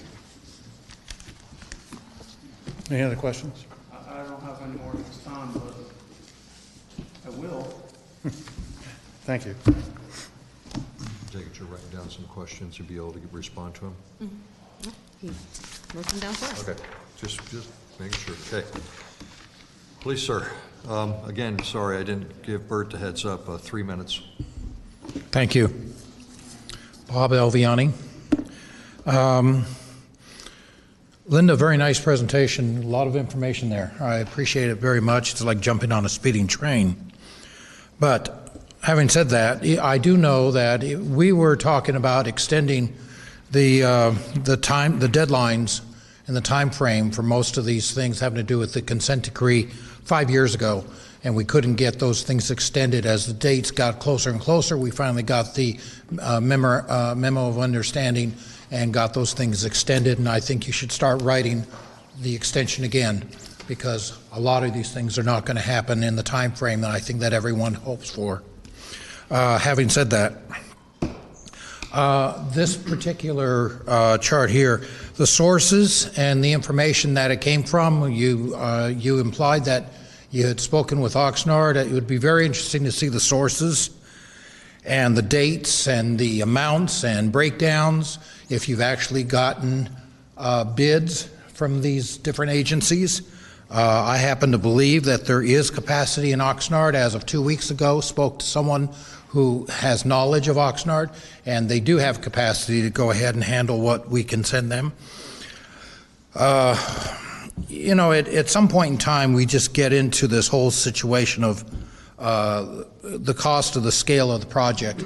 And we're talking about a great deal of money for up to 20%. And I do want to challenge that, because there was a comment on Ventura TV or whatever it was, in which our general manager was quoted as saying it's 20%, leaving out the up to.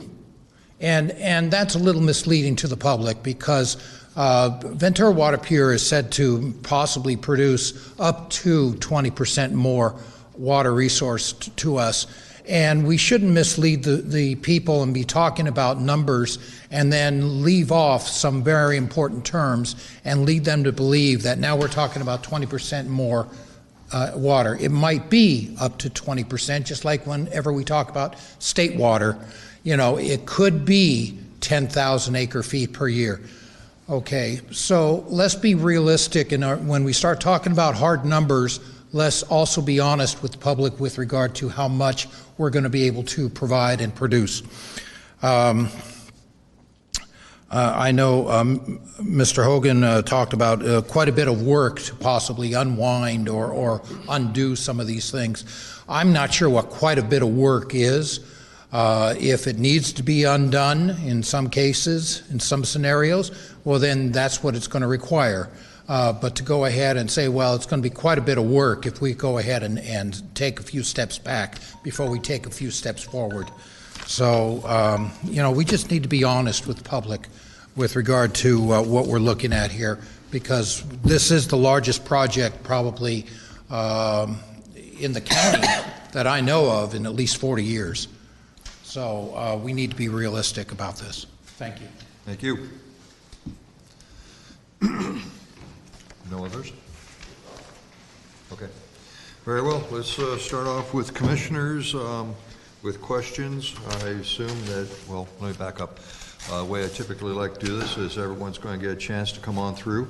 Someone's probably going to make a comment that's going to create a question and an ongoing conversation. So trust me, you're all going to get at least 2 chances to bite at this apple here, especially given the size, scope, and seriousness of this project and what we got looking ahead of us. So I promise you all get your chance. George, want to start off? Would it be appropriate to start out at the beginning with Mr. Hogan or with Ms. However you feel comfortable doing it. I've got my pen ready to make notes and... Well, since the alternatives are up there, let's just go with the alternatives. Okay? Ms. Szymanski, thanks for the presentation. I'm more confused than ever. It's a lot of information, it's a lot of numbers, and every time you give a presentation, and this isn't to you personally, the numbers seem to change. And a couple weeks ago, you know, staff went to council to apply for a grant and to request approval to apply for a grant. And that's not even in tonight's presentation because of the uncertainty of obtaining that grant. I understand that, but that's not what was told to council a couple weeks ago. And there was a lot of certainty that you were going to get a grant. As a matter of fact, I noticed that because we were over the qualifying $500 million to apply for that grant. But then I believe, correct me if I'm wrong, there were reference in the staff report about having monies from the grant. Was there a figure of $95 million in the grant or in the report? That's correct. When we went to council, we asked for up to $125 million. That was so that we had some flexibility. We actually thought that we would be, for the time frame that the grant is available for, we thought that we could get approximately $95 million, and that's what was in the council report. What's being shown here is $87 million, which is approximately the number that we have applied for in the first round. So there are 3 rounds where you can go. So that's the difference in the grant amounts. Okay. And look, I can appreciate not wanting to rely on money that we don't have today. But again, going back a couple of weeks ago, there was a high degree of certainty that money would be available. And now we're not factoring it into our costs or our rate study. That's correct. I mean, we really haven't been factoring it in. I mean, we wanted to apply for the grant. I think you can see in scenario 3 that is actually very helpful to the ratepayers. And we felt that it would be appropriate to apply for it for that reason. I mean, will we get it? I mean, we're very hopeful. It is competitive, but in actually applying for it, if we are awarded it, we actually don't have to accept it. So it felt like it was kind of a no-lose. So that was the reason to apply for it. Okay. And so I've done some analysis with some help. And I'm reflecting back on the previous meeting with council where Councilmember McReynolds was repetitively asking everybody, what are the rates? What are the rates? And so is this the rate study? This is the initial blush at the rates. As I mentioned, there are some other scenarios we'd like to take a look at to see what impacts those other things that we just talked about might have on rates. So this is kind of the high-level first brush at rates, yes. Okay. And they're based on the scenarios on page 5 in the staff report. And then your slide presentation, which visually looks nice, but we just received it when we walked in the door here. So haven't had a real chance to digest it, but... So these 2 charts on rates are exactly what was in the staff report. Okay. And so I'm looking in the staff report on page 7 of 9 with the scenarios WIFIA and scenario 1. And I was able to validate the numbers. But here's where I'm having some conflict about the rates and the rate study. We're looking at a compounding rate effect. Hold on to your chairs. In 5 years' time, in scenario 1, of about 67%. Oh. And right back up. I'm sorry, from 2027 to 2031, about a 67% increase.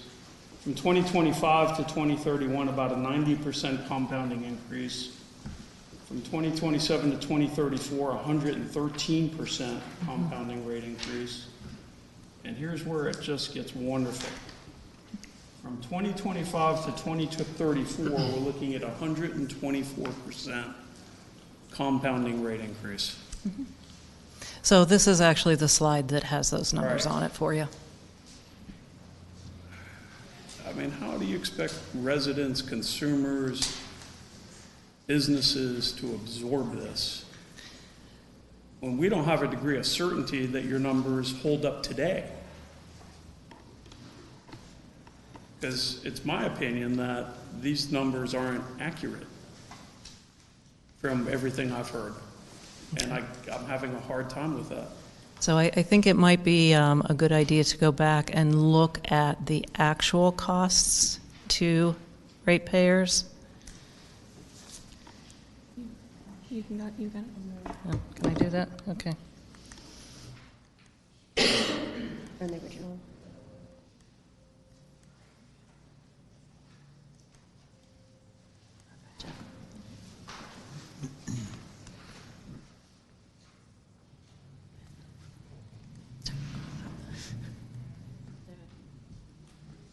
Yeah, 49, thank you. We understand that this is a hard message. The message is just not clear. That's the problem I'm having. But there's no degree of certainty with any of the numbers that you're sharing with us. They're all based on assumptions, and the assumptions keep changing. I've never seen a business in my life that runs like this successfully. And the water department's a business. Commissioner Amendola, if I may, I think what staff is looking for on this item, if you have questions about the particular assumptions behind a number, and staff could come back with additional information, that would be helpful. And then, as Ms. Szymanski presented, there are different options of what the city can do in structuring its financing options and then the rates for how to fund these increases. And so what Ms. Szymanski presented and worked with the whole team of Ventura Water staff, the finance department staff who's here, our rate consultant, our financial advisors, as well as our bond counsel, to give these first look at some options of how the city could accommodate these increases.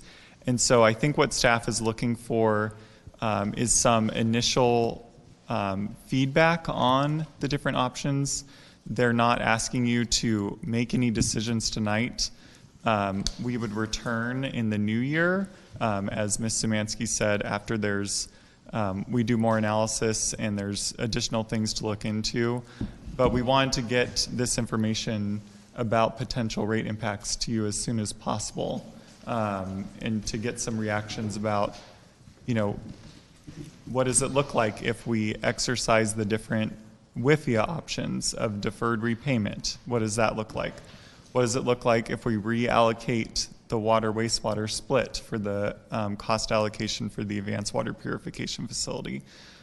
Just some reactions, and if there's anything else you would like us to explore. So I don't know if that helps, but I just wanted to frame kind of what staff is, I think, looking for from the commission with this presentation. Thank you. Thank you. I just have a couple of follow-up Sure. questions. Thank you. How did you obtain these numbers?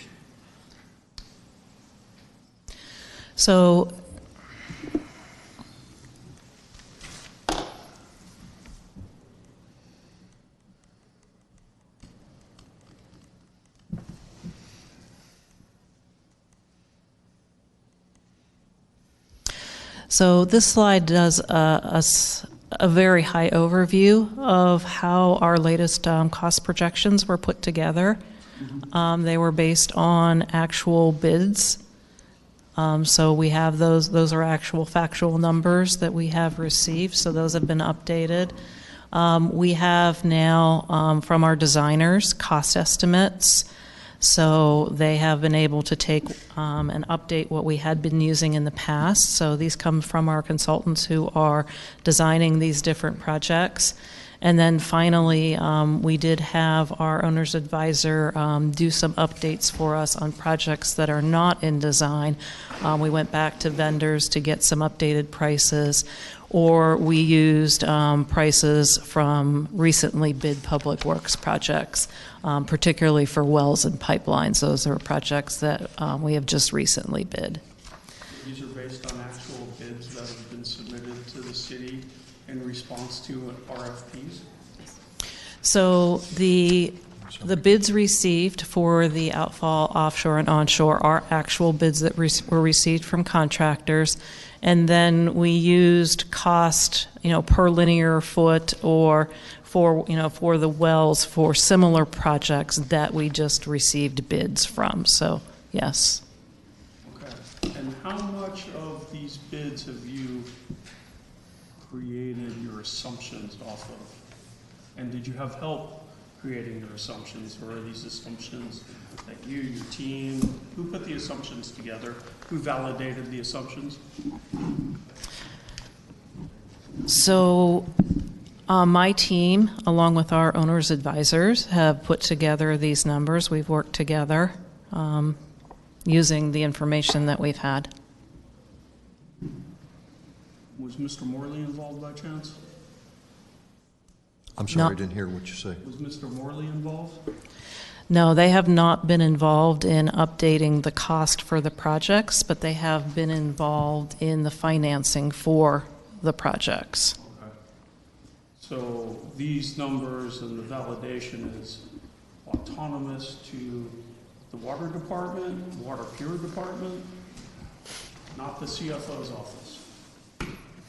That's correct. I mean, that's typically how that works, though. Yeah, Commissioner Amandala, the estimates for construction and design go through the engineering teams. It would be Public Works. Since this was a large project, we had this as a Ventura Water Pier team with a group of engineers.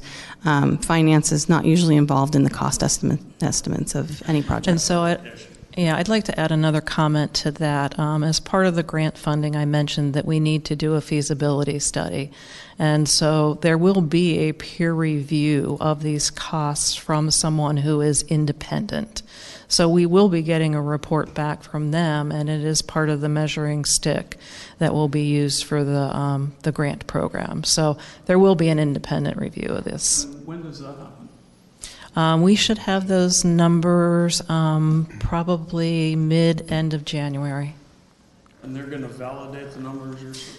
Yeah, they are going to look at the costs that we've included in our application, which are basically these costs, and take an independent review of them. In addition to that, the WIFIA loan that we already have been awarded, that went through the WIFIA program, and so the validity and feasibility of the funding was tested against our financials. Okay, thank you. And I'll defer to another committee member. Okay.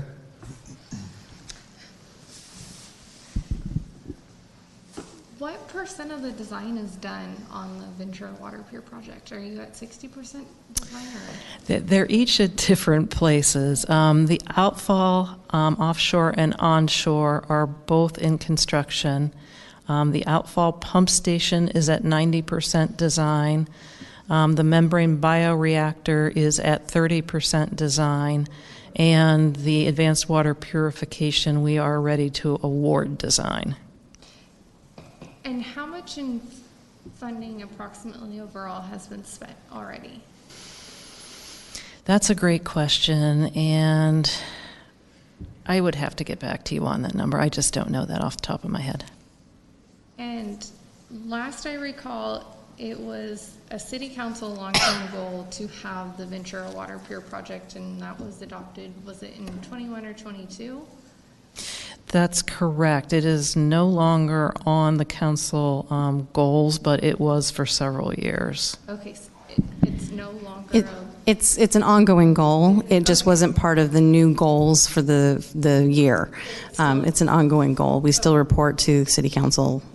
It was set as a priority, and once the project team for Ventura Water Pure was awarded and we had design contractors moving, they made room for additional goals throughout the city. Okay, that's okay. And then as part of the design, are you guys continuously still looking in areas of where to trim down on what is necessary? I would assume so, but. Yes, absolutely. As we're going through, we are trying to look for those opportunities. For the outfall pump station, we've identified some operations that we can probably use instead of actually building a new pipeline. We've figured out some ways to route water throughout the plant, which will save us, some money in building, a pipeline at the plant. I think we mentioned for the advanced water purification plant that there were a number of nice-to-haves that we would, if we had all the money in the world, would love to be a fabulous public-facing, facility. And I think we can still be that public-facing facility, just not necessarily with all the bells and whistles. So we are, as we go into design for the advanced water purification plant, we definitely have that in mind. And then we do have the contractor on a pre-construction contract right now, working with us on the design of the membrane bioreactor. And so they are able to offer us some insights and some cost-saving measures, and we'll continue to do value engineering with them as we move through. And then I would also assume that you guys are still continuously looking for grant opportunities. And one thing that I personally appreciated coming from a finance background was that you did not assume the grants within your rate study, because that's not guaranteed funding. And with that, it seems like the project's not going to be completed before your rate study's done. And I know with the Prop 218, and it sets your limit at what your rate increase can be. Has there ever been a time in Ventura Water history where you did not adopt that cap or that threshold for the highest percentage? And so let's say you do get a grant and you realize that you don't need to implement that 20% rate increase that year, and maybe you only need to do a 10% instead because you had other funding opportunities available. Is that an option for the ratepayers or something to consider? Yeah, Mr. Hogan, I don't know if you want to take the history lesson on that one. Sure, and I'm sure Commissioner Mulligan could answer it as well. That's right. So that was part of the whole idea behind the annual rate check-in that is currently taking place. So the Water Commission was willing to recommend the current increases that we're in, subject to staff returning each year to confirm that the 7% increase for water and the 6% increase for wastewater is in fact necessary. And that is a task that staff does anyway, but it's good to do it with the Water Commission and for the public to see as well. So that would be the same case during the next rate period. We would only implement increases as they were actually necessary in the subsequent year. Okay, great. I just haven't been around for that, so I just wanted to make sure. Let me see here. And I didn't start off the right way. I just want to say thank you so much for the presentation and for the staff report. It's a very complex matter, and I thought you did a really tremendous job of breaking it down and doing a great job of making it so easy to digest, both you and Miles, for everything that you did. So wonderful. Well, thank you. There's a lot of people in this room who contributed, so thank you to them also. Okay, Susan? Yes, I'd like to start off by echoing that as well. I think you did an excellent job explaining what legal and regulatory requirements are driving this project, and why this is the project out of all of the alternatives that is best from a cost standpoint, and from meeting various other goals standpoint. I think looking at the costs, I think you are underestimating how much it would cost for Oxnard to treat the water. I don't think Oxnard is likely to give Ventura a break on infrastructure they may have built themselves, and you will not have the control of costs that you would building it yourself. So I think that you have underestimated the Oxnard alternative. I think you also did a good job last time explaining why the costs went up. I've done capital project construction, water infrastructure for over 30 years. As time goes by, the ENR increases and costs go up, and you have to keep going back and saying that the costs went up. You also, as you get into design, when you're visualizing a project, you think of the things you need in it, but when you get into design, you see the details of things that you need in that project that you just didn't see the first time. And we could all have cheated and said it was 50% more in the first place, but we try to do the estimates as well as we can as we go along. So I think you have explained the reasons for the increases. And that's all unfortunate because it means that we have a lot bigger rate increases than we planned, but I think this is and I guess I would say one more thing about water supply. You also did a good job justifying it from a water supply standpoint, but I think you may be being optimistic about whether the Ventura River and Casitas water supplies are going to stay at the levels that they are now. I think there's a risk that they will be reduced, a pretty substantial risk. And same with the state project, and all of those are for habitat reasons. So project needs to be done. So it comes to how do we deal with that with the rates? And I have a few questions along those lines, and then a few comments about the things I think of your ideas for mitigating the rate impacts, the ones that I thought were the best ones. One is, what assumptions are included in the rate analysis for the timing of phase 2? I'm sorry, for the timing? The timing of Water Pure phase 2. When did you assume that that would be built? So I think we are assuming that we will start design, and I'll have to confirm this for you, but we were starting design, I believe, in 29 with completion in 32.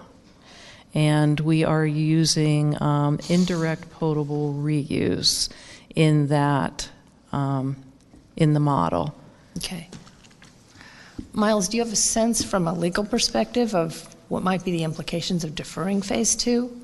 We have to do estuary studies. Would those for sure take 3 years? Is there reason to believe they'd take 5 or 10 years? Yes, so we need to do at least 3 years of study following the diversion. So ideally, the diversion will start around October 1st, 2025, the beginning of a water year. Mm-hmm. And we'd have 3 years of analysis and then analyze the results and be able to then get approval, confirmation from the regulatory agencies to move forward with phase 1B. But that could take some time. That could take some time. I'd look carefully at that timing, because that could have a big impact. It's a big cost out there.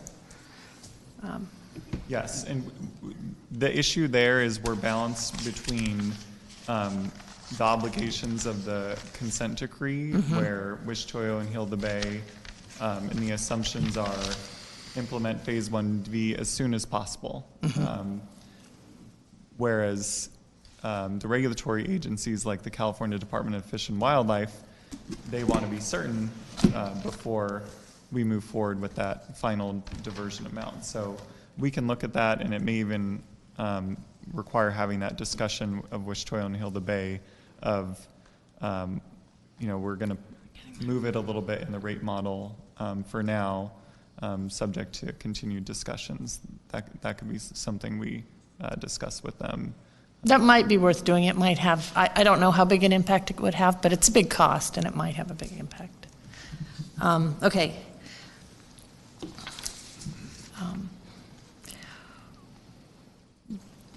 I feel like I'm just beating a drum and I don't get anywhere, but what level of staffing was assumed for O&M? So we have not changed our assumptions for that. It is 16 FTEs. And maybe you should consider contracting out, because that WRD contracted out. Their plant's bigger. They have 8 people. I think employees cost year after year after year, and they have an impact on rates. And I think it's time to stop kicking that can down the road and look hard at why they can do it with 8 and you need 16. 8 people could be $1 million a year. So we have not adjusted that based on what the regulations were going to change for in how we were going to need to staff the plant once we went into design. So not knowing what equipment and how the operations of the plant and the technology specifically we're going to design for, we are modeling it after what we staff our current facilities for. And that's the categories in which we have in the city. So the utility mechanics, the operators, they're not positions that can be combined due to their representation. So we staffed according to how we staff our facilities now. Would that staff not reasonably be shared with the wastewater plant so that you don't need 2 electricians? You could share them with the wastewater plant? We would not share a drinking water facility with a wastewater facility. Well, that's good reason to consider contracting out the staff. If it could be done that way, more efficiently, I think it should be. And we can evaluate that, then the pros and cons of contracting out and long term. Camarillo did it. WRD did it. If you're so constrained at what your staff can do as far as work goes, hiring new ones that are constrained by those same rules is a big cost to the customers. Right. We will evaluate that.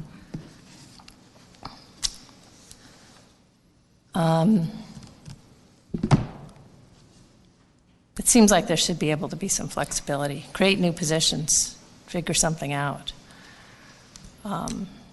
Okay. And I believe that's all I have. Thank you.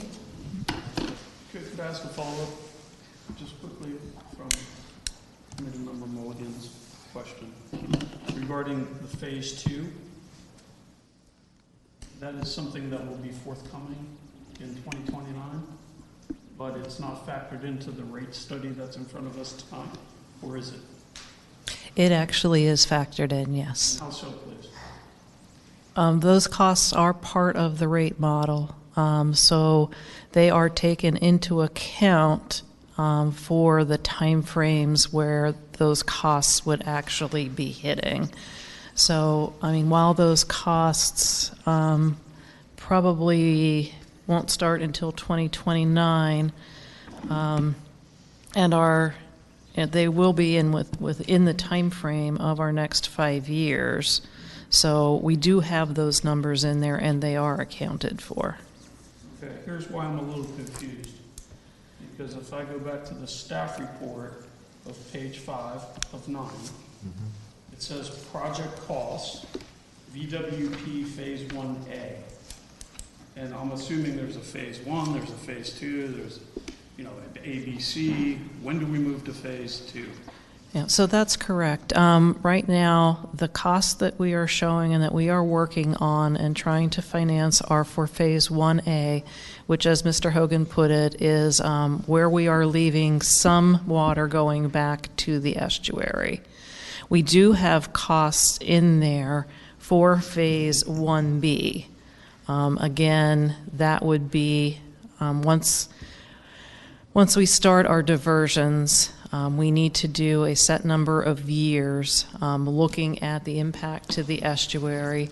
Then we need to negotiate with the various agencies to move forward with 1B. The timing is assumed at this point, and that we've built the numbers in probably the quickest time frame to be able to accomplish all that. Okay. And I appreciate that answer, but that's a little bit in conflict to what I've read in the staff report, whereas the staff report says Phase 1A only, and the total dollar amount, if I have this right, is $556.9 million of capital. It doesn't make any other references to Phase 1B or any subsequent phases of 1, and there's no reference to Phase 2. And the dollar amount for Phase 1A is listed to $556 million. That's correct. Okay, so how much more is this going to cost the ratepayers in addition to the $556 million? Right now, Phase 1B is projected, I believe, at about $38 million. In addition to the 556. That's correct, but it is, as I mentioned, still... Way out there. It still is, there still is not the, we are not positively moving forward. There are things that need to fall into place for that. So we've built in those costs to the rate model. On Phase 1A. And 1B. And where is 1B? We are not looking at the cost for Phase 1B right now. It is in the model, but right now we're looking to finance Phase 1A and move forward with How do we that. see that model with all the costs built in, other than the summary that we're being provided? I mean, we'd be happy to sit down with you and show you where the costs are plugged in. Commissioner Amendola, so the chart that is in the staff report is just Phase 1A and MBR, but as Ms. Sumansky said, there's an additional cost for Phase 1B, approximately $38 million. That is included in the rate model so that you get a complete financial picture of the potential rate impacts from the whole program. And then let me clarify for Phase 2. So the phasing was set up in the environmental impact report back in 2019. And so Phase 1B is when we would reduce to the continued discharge level of 0 to 0.5 million gallons per day. The EIR then explored if the city still needs additional water after that, it would explore several options at that time. So one was desalination, switching to a zero discharge, and so we would divert everything. But there's no additional cost for Ventura Water Pier under that situation because the plant would be fully built out to accommodate the zero discharge scenario. So, and at this point, I think staff, from the numbers, it doesn't appear, based on the amount of water that Ventura Water Pier would generate, that the city would need to pursue other options, such as desalination or other water supply options. But that's something that the city will need to reevaluate once we get to the final discharge level. But that won't be until 2029, 2030. So can you bring up the slide that shows the compounding rate impact percentage?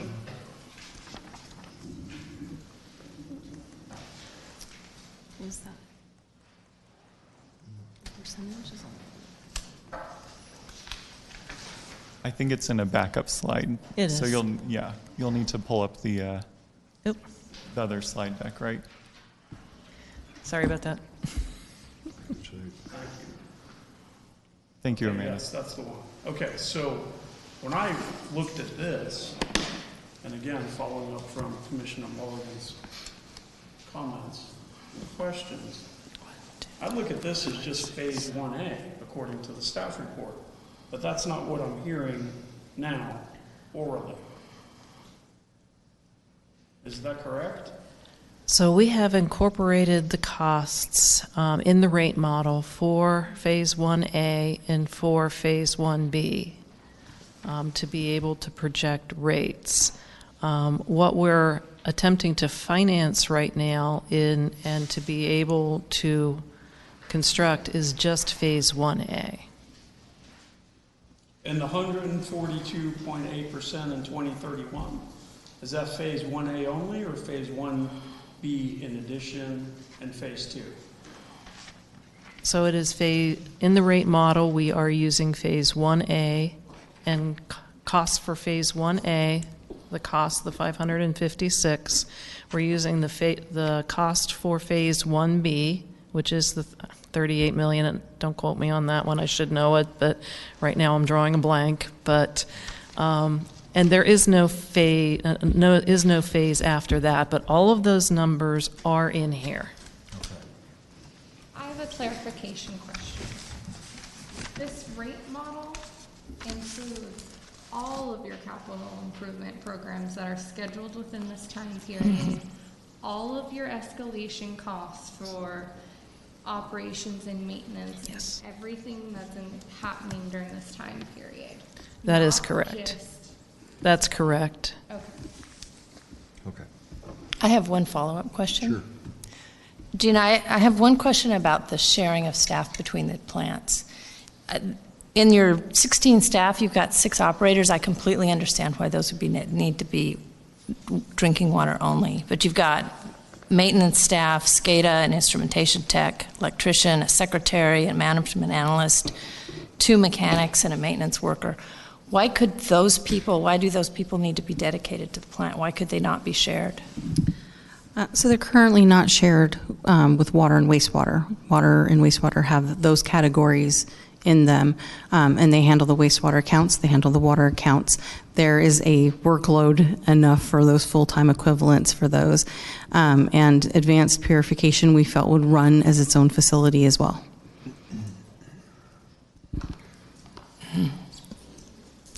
But a secretary for a plant that produces that amount of water is really kind of surprising. It's the business of the transactions and the invoices and coordinating the management activities. We have not gone into a full delve because we don't know what we are designing for, what the requirements of the state are going to be, and I've been waiting and anticipating because the certification levels and what oversight will need to be there is dependent upon what they're going to ask us to have for critical control point. Okay. I'm done.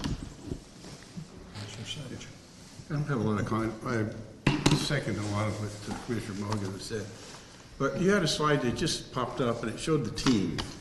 Can I see that, please? Yeah. Sure. You actually have this as a handout also. Oh, my gosh. So I guess I wanted to address this, go to the question of staff, did you do all this and where did you figure it out? I just want to highlight that the consultants you have supporting you have done this all over the world, especially in the country and here in the United States. So I guess I'm comfortable. I know they've gone back and worked on this. I actually know the people that did it. So I'm familiar with all these people that are working on this, and I tell you that I'm sure your estimates are as good as they can be. I know you cannot have perfect foresight. I've never been able to have it on my projects. I don't think you can either, but I appreciate the effort and the projections, and I'm sure these people, all of them, have the capability to do the best they can because they do it all over. So I guess I want to highlight that I'm not uncomfortable with the cost. Everything can be worked on and improved as you go along, and I'm sure you'll do the best you can. So I don't have a lot of heartache I would admit I don't like to see rates go up that high, but if you come up with the most cost-effective project that meets the legal, regulatory, institutional, and all the other constraints, the rates for me as low as they can be, because you've done the best you can with the project. So that sort of sets the stage for this. We have things we have to do as a city. We affected the environment of the estuary, and we have to clean our room. All of us are part of that. It's not the city, it's us who've been part of, we flushed our toilets, we drained our sinks. So we need to accept the responsibility to clean our room. And along with that, one of the benefits that come out of this for water supply. I concur about the water. I think our water supply issues are not as good as any urban water management plan would say, because they're always too positive. But I think the groundwater basins with the groundwater sustainability plans that are going on, the legal ramifications, who can use the water. I know there's a groundwater surface water model being done up on the river, which may affect how much release has to be done from the reservoir up there, or how much you can even take. So we have a lot of risk. We need a water supply that's here 100% of the time. And you don't get that very often. State Water Project, I mean, there's a lot of things you can do with the supplies you have, but you're going to need to have all these aspects. So I guess I don't have a lot of heartache on that. As far as the grant application, full disclosure, I've been doing those for 20 some odd years now. This is the program you're looking at other places.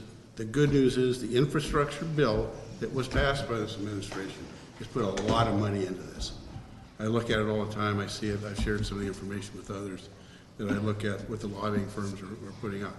It's a good chance. So I wish you the best, but I don't think any of my clients are opposing at this particular time. They did maybe in the past. But I think you have good people writing the grant applications.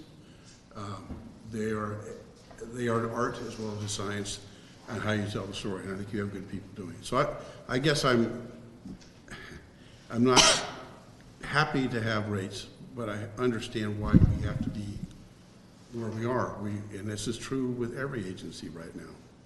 Everybody's going through these same constraints that are coming up. So I guess I'm not uncomfortable, just not happy, but that's the way it is.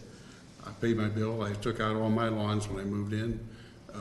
And I think it's important for everybody to look at the same thing, to do the best you can to limit how you use your water. So that's all I have. Okay, thank you. Jim? Okay, very well said, thank you. Great presentation, Linda. The staff report was also very good. I do have a timeline from back on October 19th, 2022, years back, and Phase 1A was to be completed by 2027, and the final design for Phase 1B was to begin 2028 and completion in 2032, excuse me.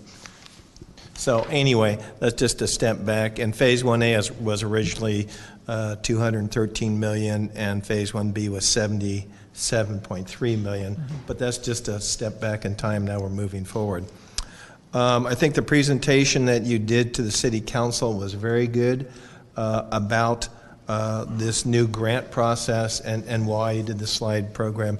And the one slide I don't see very often was the original slide that we had when we got the presentation about this new MBR UV system and how it was going to be a lot more expensive up front, but to maintain it and run it and operate it through the years, much more dependable and much more complementary to advanced water purification. And I think that's a good thing to bring up just about every time people start talking about how much it costs. Well, really downstream, we're not going to be replacing the secondary and tertiary settling ponds every 8 years for X amount of dollars. That will be wiped off, that will be gone. Now my question is, this has to be removed, the basins have to be removed, correct? On the property at Water Reclamation. What will be done with that property? I understand there's going to be a lot more property once we go to MBR and we get reclamation kind of squared away. So we're actually, where the secondary treatment is right now, we'll take those basins down and we're going to build right back there with some other tanks. Okay. So they will be built back, so. That's correct. My hope was maybe there's more property that we're going to have for something else, possibly for city use, or maybe a small source of revenue. It's not happening. Okay, very No, good. sorry. Let me see. One thing I really liked about the staff report, page 8 and 9, was the option for payment arrangements, a low-income customer assistance program with the state funding. I don't like these rates, but I can certainly afford them. And I think the way that he put it, we kind of messed up our backyard, now it's time to clean it up. I'm just happy to see that the people who cannot afford it, like most of us here tonight, are going to get some assistance to really make that so they can actually live in this, continue living in the city of Ventura. So that's my biggest concern, is the people who can't afford it, and you see those extreme rates. I'm okay. Like he said, it's not the best thing in the world. I don't want to pay more, but I can certainly afford it. And I think this is going to secure our water supply, and it's been said a million times, for a very, very long time to come. Not today, not next week, waiting on rain. Is it going to rain? Worried about that all the time. We need to establish our own water supply, and we talk about the various places we get our water and the limited resource and become more limited. We got to make the investment. It sounds crazy, and I know I'm a madman, but that's just the way it is. We just have to take care of business. Thank you. I'd like to start off with saying that between the staff report and the letter that we received from the attorney on their opinion certainly laid the process out that we're committed to and whereabouts we seem to be going. I did not see any real viable options other than what was laid out in your staff report to us. So if that was certainly the goal, mission accomplished. I did have a question though with your slide presentation tonight, had to do with slide number 9. As I was keeping track there, go back up. A little bit more. Keep going. Keep going. Keep going. Stop. There. Up 1. This was the first time I'd heard this, and it caught my ear, and you reiterated it multiple times through your presentation. Actually, you put it as a requirement, a future requirement to improve water quality. And you mentioned TDS, and there was some other constituents also. Please expand upon that, because again, this is the first I've heard that one on that. Ms. Dorrington, did you want to take that one, or do you want me to take that one? I may need your backup on the levels, which are secondary. And so this is actually in the EIR.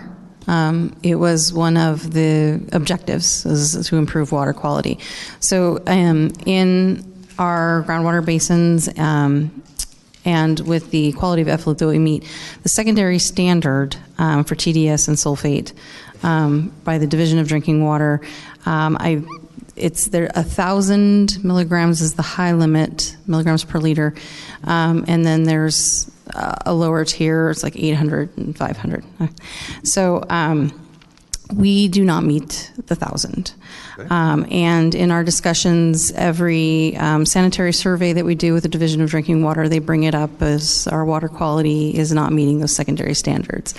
We have been discussing with them throughout the process of alternatives for bringing in new water supply, both with the State Water Project and with Ventura Water Pure, that we are aiming to meet the lower levels of, get within that secondary standard with DDW. So they have not pushed upon us regulations to do so. But it's there, and it's always noted. And for our customers, it's difficult to have such high hardness water delivered to the home. They're having to spend a lot on water softening units. So this is also an objective to help, them at their home receive a better quality water. It's not that it's not safe to drink, but over time it does create a hardship on the customer and their appliances, and DDW would like us to see improvement in that. Thank you for that answer. I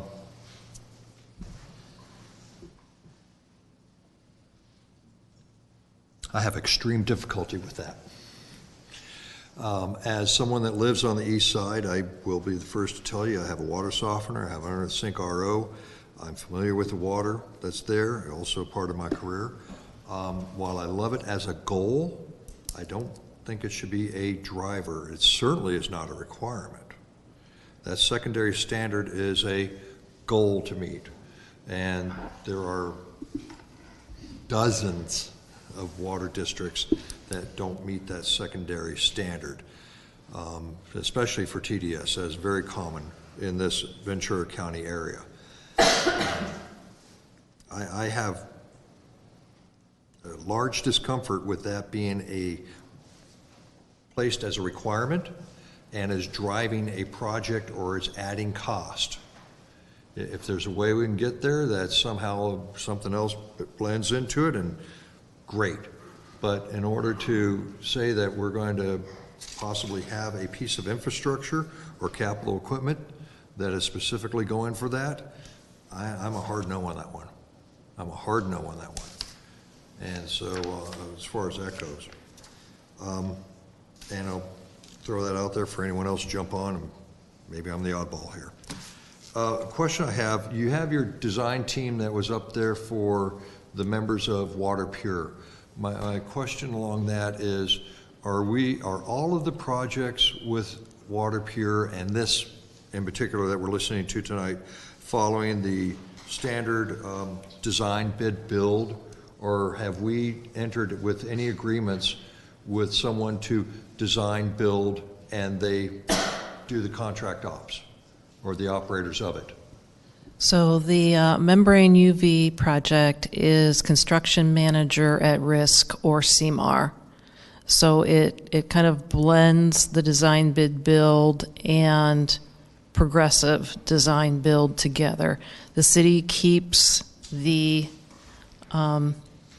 ability to really participate in the design with that, but we brought the contractor on early so that they are involved as we move through. And then from that, they are able to do value engineering for us, and we are able to get a price on the project sooner. They'll price it at the end of the 60% rather than waiting to go out to bid at 100%. So we are using that for the MBR, and we do plan to use that for the advanced water purification plant. Both complex projects that we thought would benefit from that. Some of the more straightforward projects, like the pipeline projects, the well projects, we are doing those design bid build. It's good to hear, because the size of this is raised concern with me that we need to bring someone on board that would have ownership in it in order to also give us some protection against change orders. The complexity of this now and the size of this project is growing and now fits that criteria.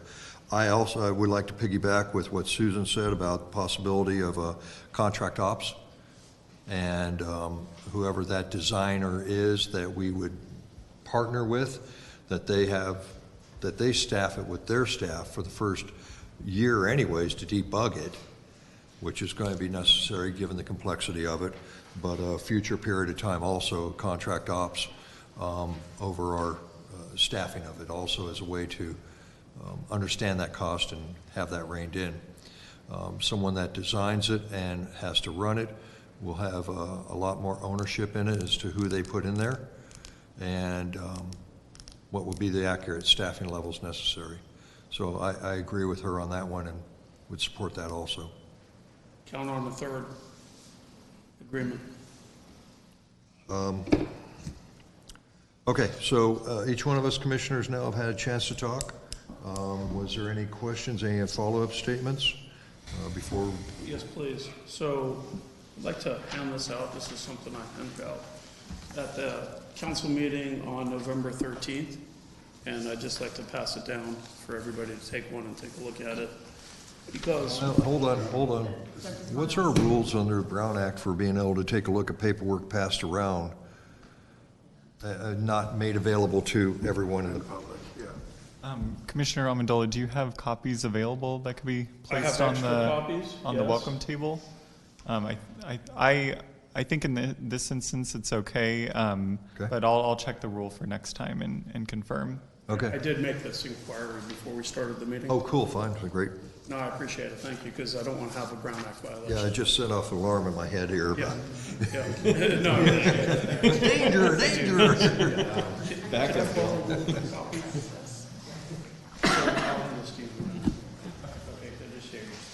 Okay, so. Thank you, sir. Reference that for a moment. Thank you. And so on November 13th, I spoke about the definition, as I see it, about sustainability. Because this is a conversation about sustainability for our city. And it affects not just the water department, the water bureau, the water staffing. And as I read this, this is one of the best definitions that we could find. Sustainability consists of fulfilling the needs of the current generations without compromising the needs of future generations, while ensuring a balance between economic growth, environmental care, and social well-being.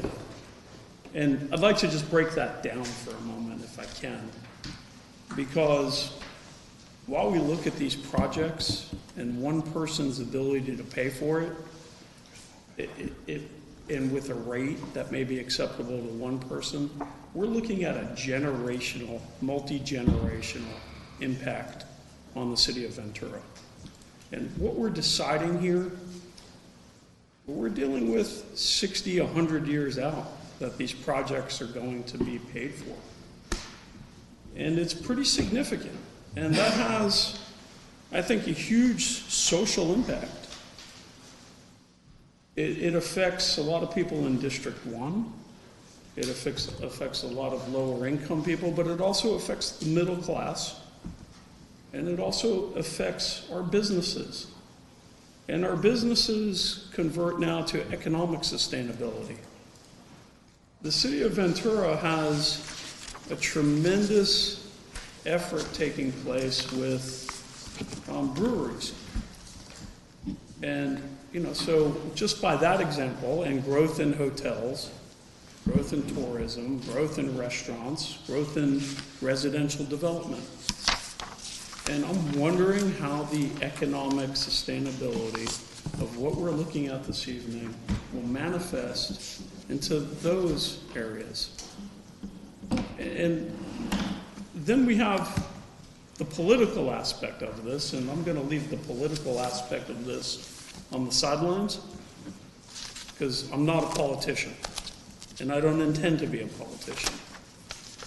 But let's talk about the environmental for a moment, and this is where it may get a little political. So I think we have had a lot of good organizations in years back see that damage was done. And whatever those donors, whatever the reasons why they decided to support Surfrider, Wish-Toyo, and those efforts, I think there were a lot of good people that put their money to try to make an impact for change 30 years ago.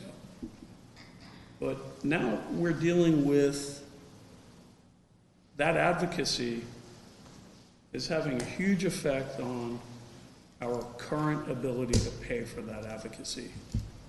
And this is where I think we're going to pivot a little bit to some questions with Mr. Hogan. I don't think, based on the original consent decree in 2012, at $55 million estimate to comply with that, and having a 10 times multiplier effect, is probably what some of these organizations envisioned happening to the ratepayers of the city of Ventura. And while I can appreciate that we have a memorandum, I don't know if it's an opinion, it's a memorandum, of the worst-case scenario.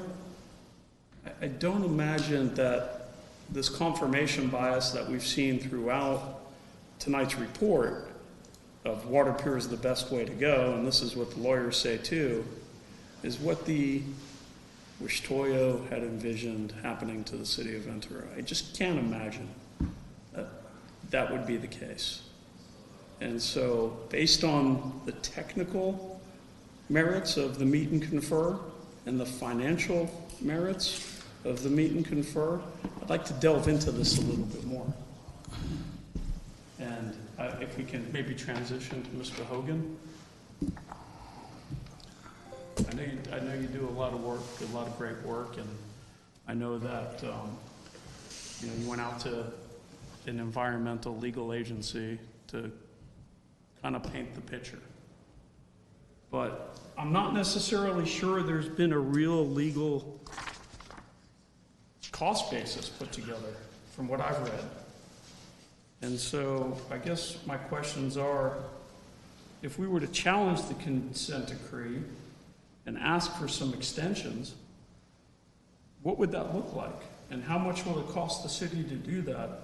Put together a legal case study to factor into this analysis of what council will be looking at in a few weeks. What specific legal arguments and precedents support the city's position in challenging the consent decree? Have legal experts conducted a thorough analysis of the city's legal standing, potential claims, and the likelihood of success? What is the comprehensive breakdown of the current and projected financial impacts complying with the consent decree versus pursuing legal action? And can we provide detailed cost-benefit analysis that accounts for legal fees, potential penalties, funding sources, and long-term financial risk? And so these are some questions that I have about the Newsom and memorandum. To me, it covers a lot, but it doesn't cover a lot of detail for a financial decision-making risk analysis. And so I'm struggling with this. So I put my cards on the table. Got it. And I'd like to see if we could pursue some of these conversations.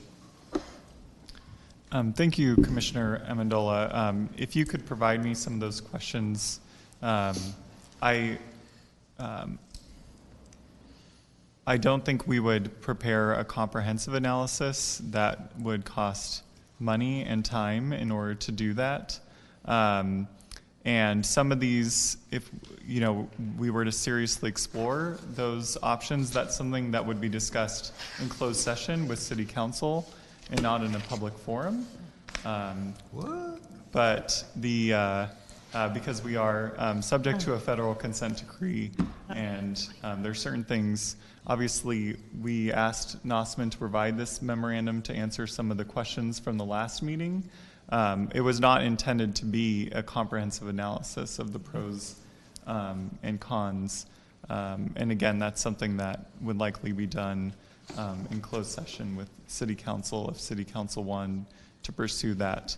But I think the general conclusions and recommendation from outside counsel as well as the City Attorney's Office is that Ventura Water Pure in this approach is the best legal path forward when you consider all the factors.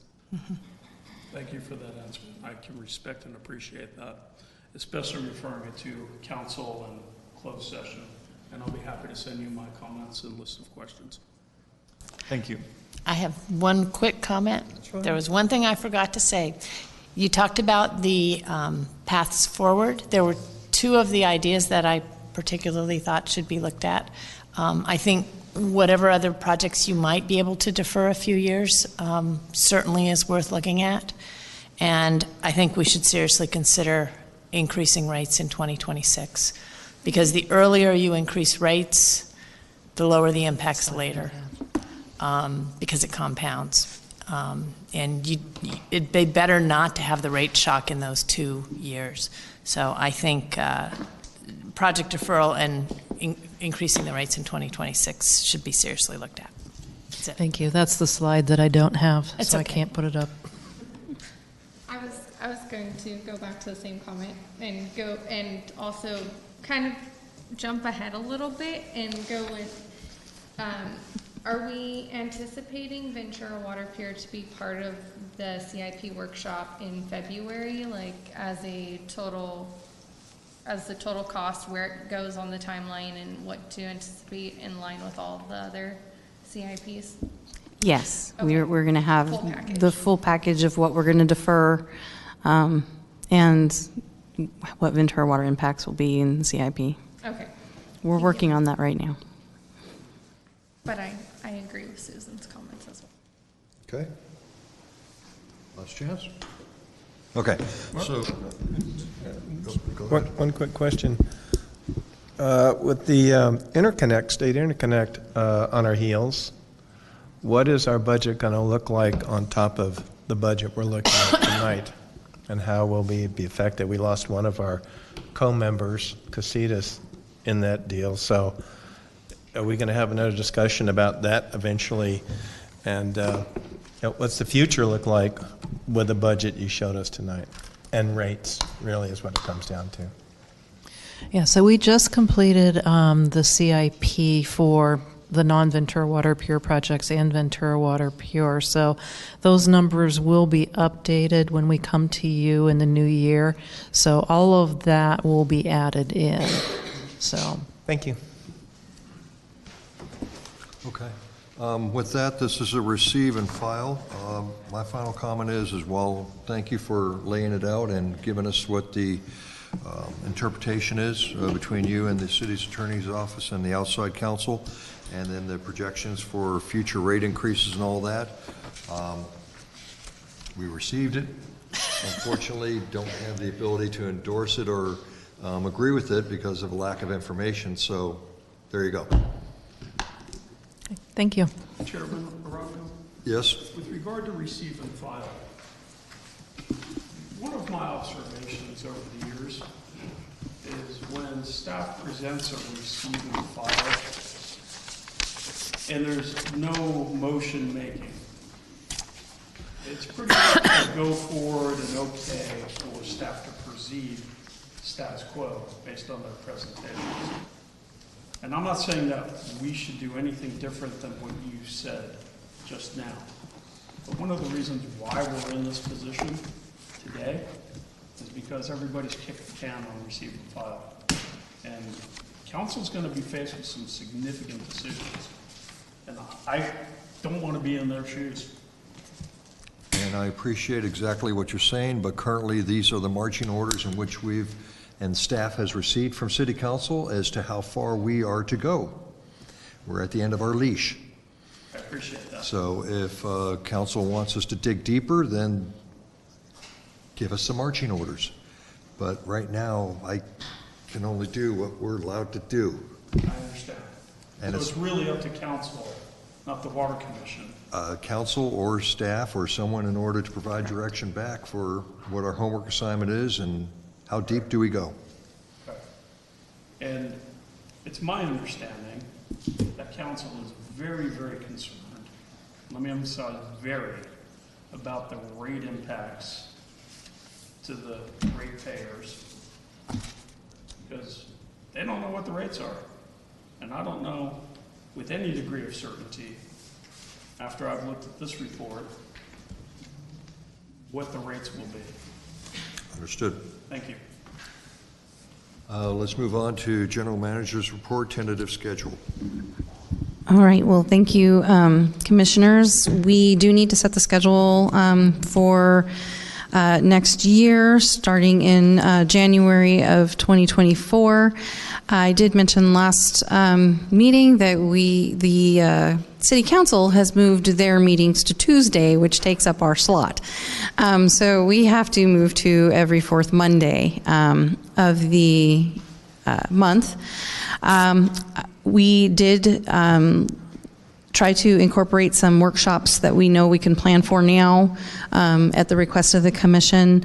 Try to pace that with what's due, what our different departments need to take to council. So the CIP workshop kind of flows into when we start doing the budget, we have a budget and rates workshop that will, we're going to come in with rates a couple times to just set the groundwork. We do have July as dark, and that's also to align with council's changes. Typically, they go dark August, a gap between August and September, and that was according to vacation schedules, and those have changed over the years. Now, summer vacations have changed, so council wanted to be cognizant of that, and so we are kind of aligning with that in July going dark, but we are returning in August. We have historically gone dark July and August, but we wanted to allow more time. We talked about workshops, so we thought just leaving 1 month dark and coming back, and then December typically falls on when the city is in a winter shutdown, and so we are trying to keep that dark, but as we know from this past year, things evolve. We need to adjust and cancel or move. So there is always flexibility in this, but this is just the tentative schedule, really setting those dates. What dates in 2024 we'll need to have a quorum. So if there's any comment or movement to... Do we need to take action? Nope, I was just moving my calendar. I'll let them put in here. We do need to approve it.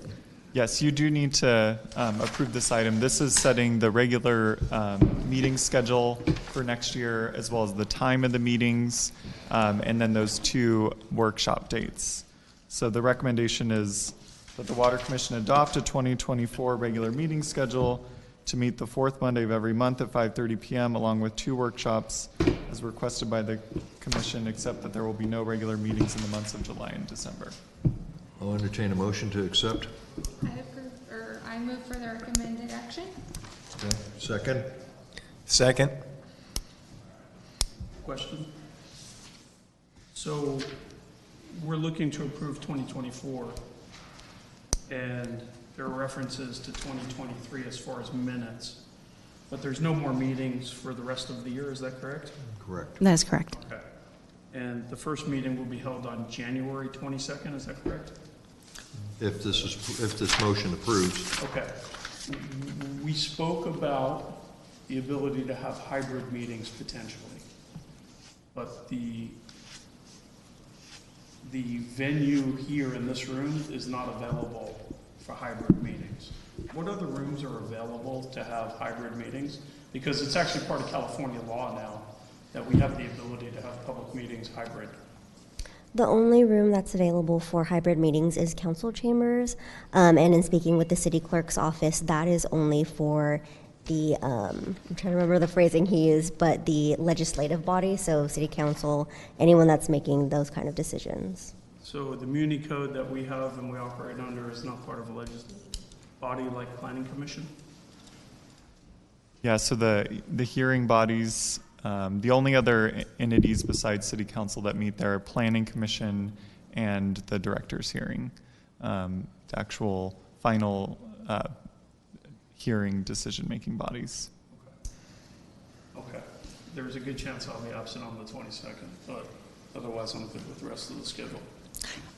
I do have one comment. I think that the 4th Monday in April is the 22nd, not the 29th. I was putting this on my calendar and I noticed that. The 4th Monday. Somebody can check me, but I believe April 22nd is the 4th Monday. And that could have been done giving you 2 weeks between the workshop and the meeting. So we may want to note that in whatever the motion is, because it's not the 4th Monday. That's important. I don't object to it, but... Okay. Okay, we will note that. Okay. That's the intent then for 29? To give you some space, or to give everyone some space.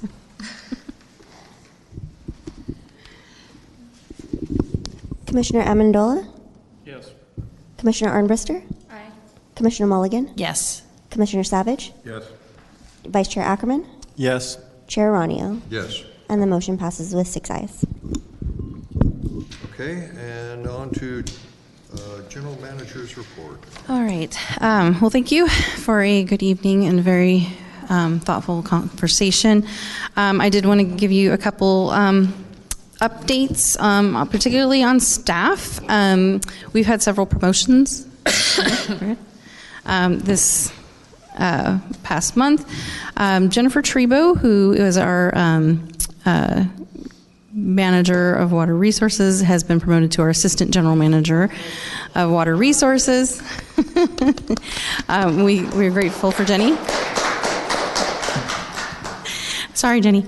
Kelly Prather in the Ventura Water Pure program has been promoted to Management Analyst 2, and Amanda De Leon has been promoted to Management Analyst 1. She will be focusing on budget and tracking with our finance department. So we will probably not see her as much up here in our technical run, but she has been training staff, and we'll be preparing for that. The city is currently in recruitment for a Public Works Director, an Assistant City Manager, a Parks and Recreation Director, and a Community Development Director. So there are a lot of vacancies in higher management, and the city is looking to fill those vacancies in the first quarter of the year.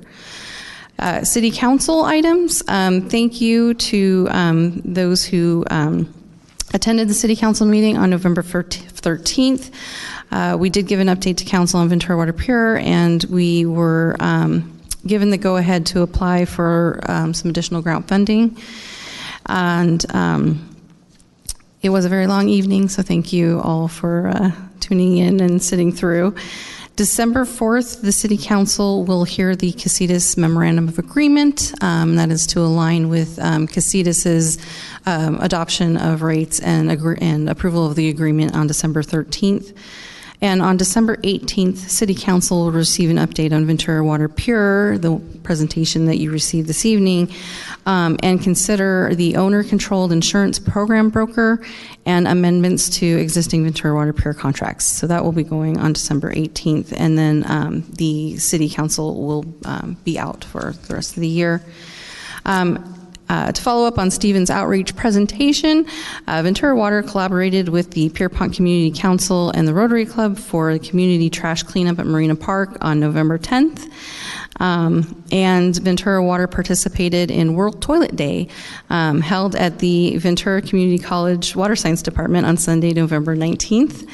And the Audubon Society has announced they will be holding a special visit to the reclamation facility ponds on December 9th, and staff will be on hand to answer any questions. We've been in discussions with Audubon just to make sure that they're aware that the ponds are there and there's not there's no decision to change the way the ponds are now.